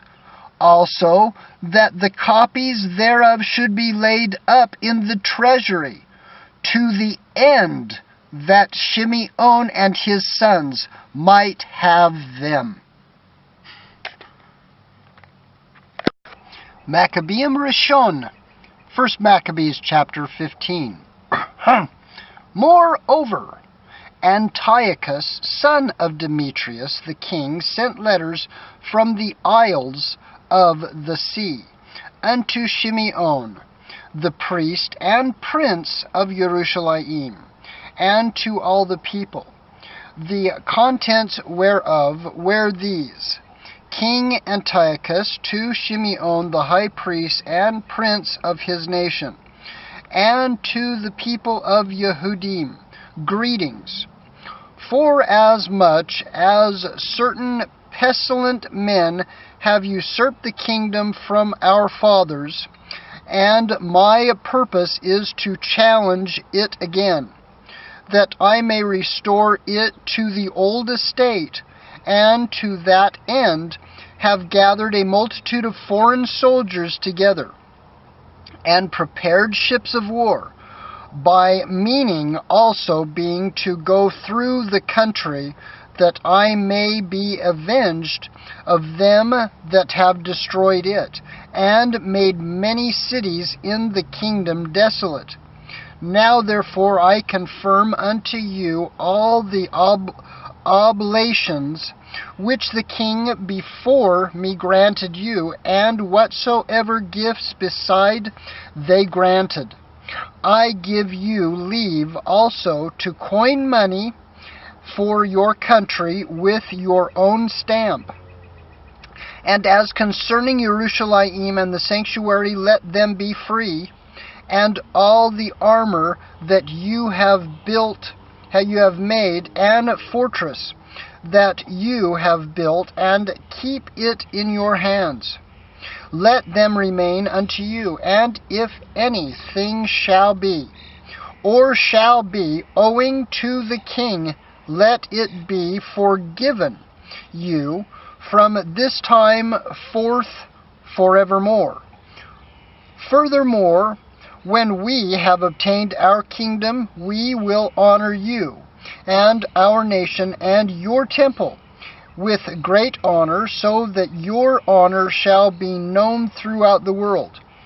In the 114th year went Antiochus into the land of his fathers, at which time all the forces came together unto him, so that few were left with Tryphon. Wherefore, being pursued by King Antiochus, he fled unto Dora, which lies by the sea side. For he saw that troubles came upon him all at once, and that his forces had forsaken him. Then camped Antiochus against Dora, having with him 120,000 men of war, and 8,000 horsemen.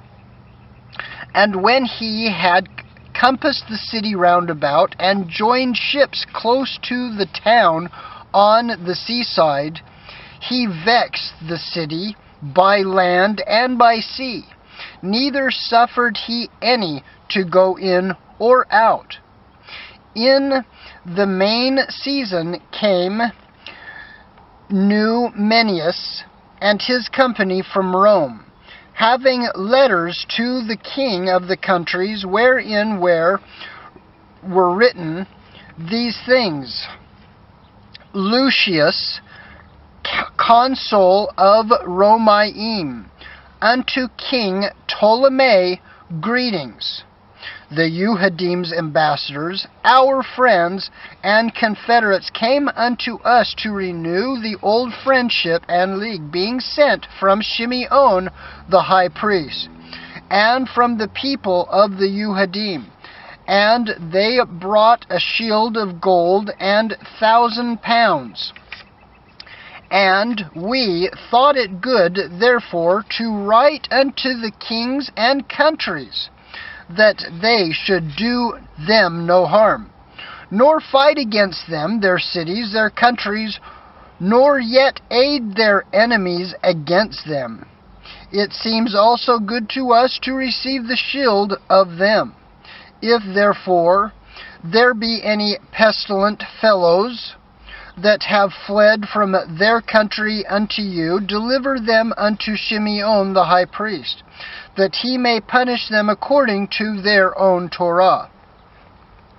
The same things wrote he likewise unto Demetrius the king, and Attalus, to Ariarthes and Arsaces, and to all the countries, and the Sampsams, and the Lacodominians, and to Delos, and Mindus, and Sicyon, and Kyria, and Samos, and Pamphylia, and Lycia, and Halicarnassus, and Rhodes, and Aridus, and Cus, and Sidie, and Aridus, and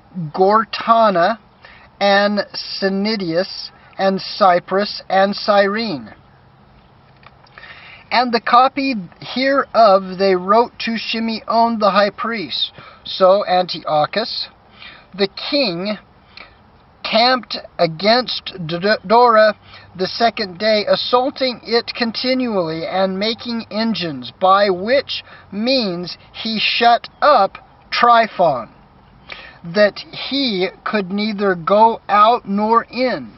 At the same time Shimeon sent him 2,000 chosen men to aid him, silver also, and gold, and much armor. Nevertheless, he would not receive them, but broke all the covenants which he made with him afore, and became strange unto him. Furthermore, he sent unto him Athanobius, one of his friends, to commune with him, and say, Ye withhold Jaffa and Gazam with the tower that is in Jerusalem, which are cities of my realm.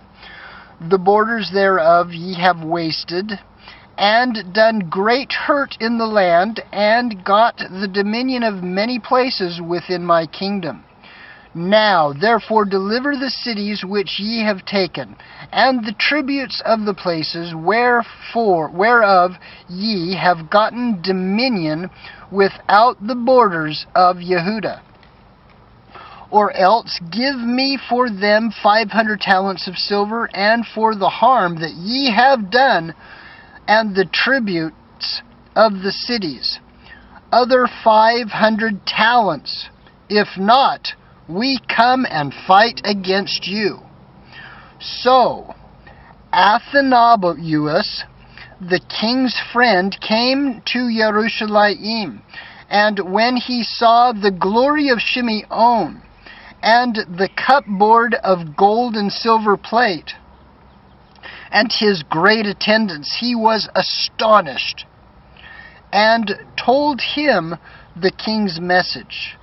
Then answered Shimeon, and said unto him, We have neither taken other man's land, nor holden that which appertains to others, but the inheritance of our fathers, which our enemies had wrongfully in possession a certain time. Wherefore we having opportunity, hold the inheritance of our fathers.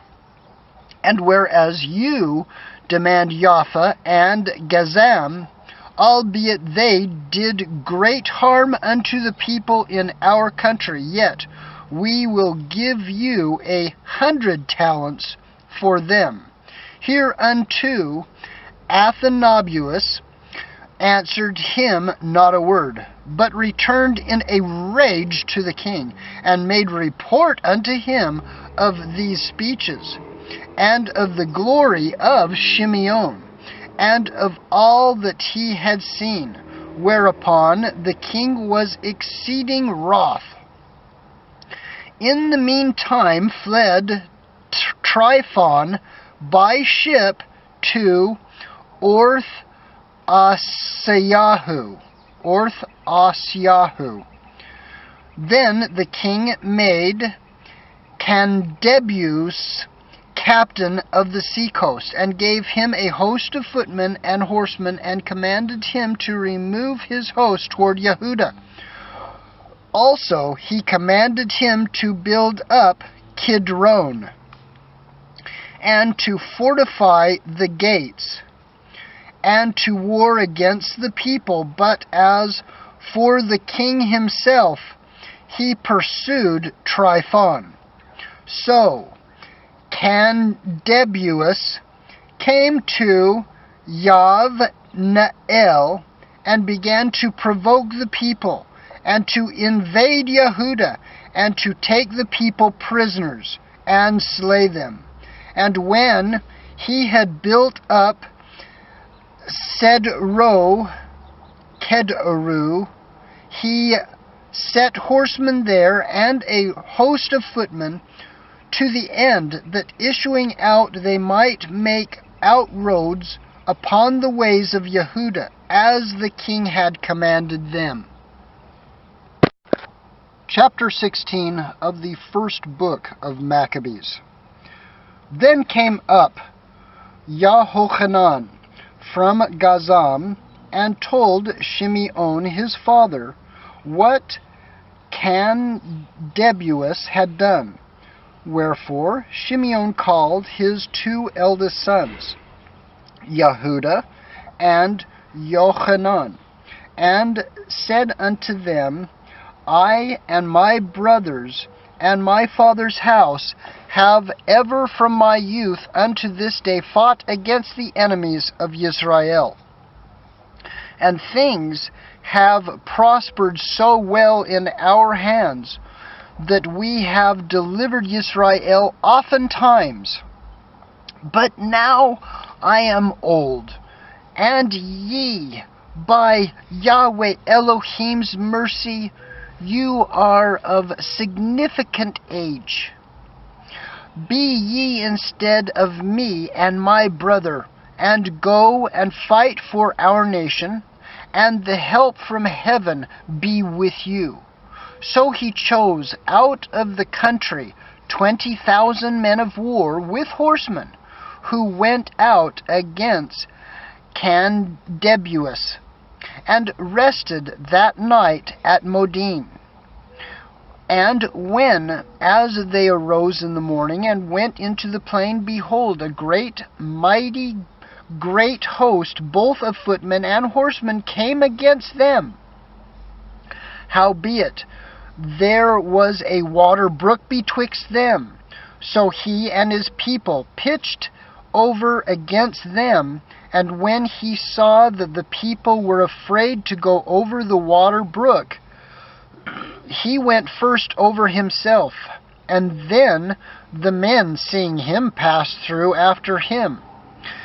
That done, he divided his men, and set the horsemen in the midst of the footmen, for the enemy's horsemen were very many.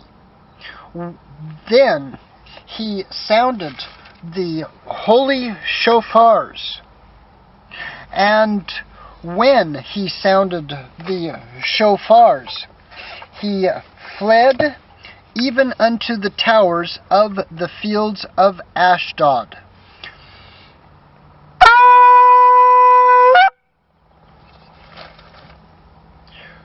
Whereupon Candebulus and his host were put to flight, so that many of them were slain, and the remnant got them to the stronghold. At that time was Yehuda, Yohanan's brother, wounded, but Yehohanan still followed after them, until he came to Kidron, which Candebulus had built. So they fled even unto the towers in the fields of Ashdod.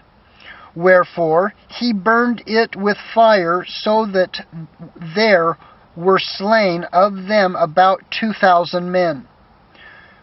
Afterward he returned into the land of Yehuda in peace. Moreover, in the plain of Jericho was Ptolemy, the son of Abubus, made captain, and he had abundance of silver and gold, for he was the high priest's son-in-law. Wherefore, his heart being lifted up, he thought to get the country to himself, and thereupon consulted deceitfully against Shimeon and his sons to destroy them.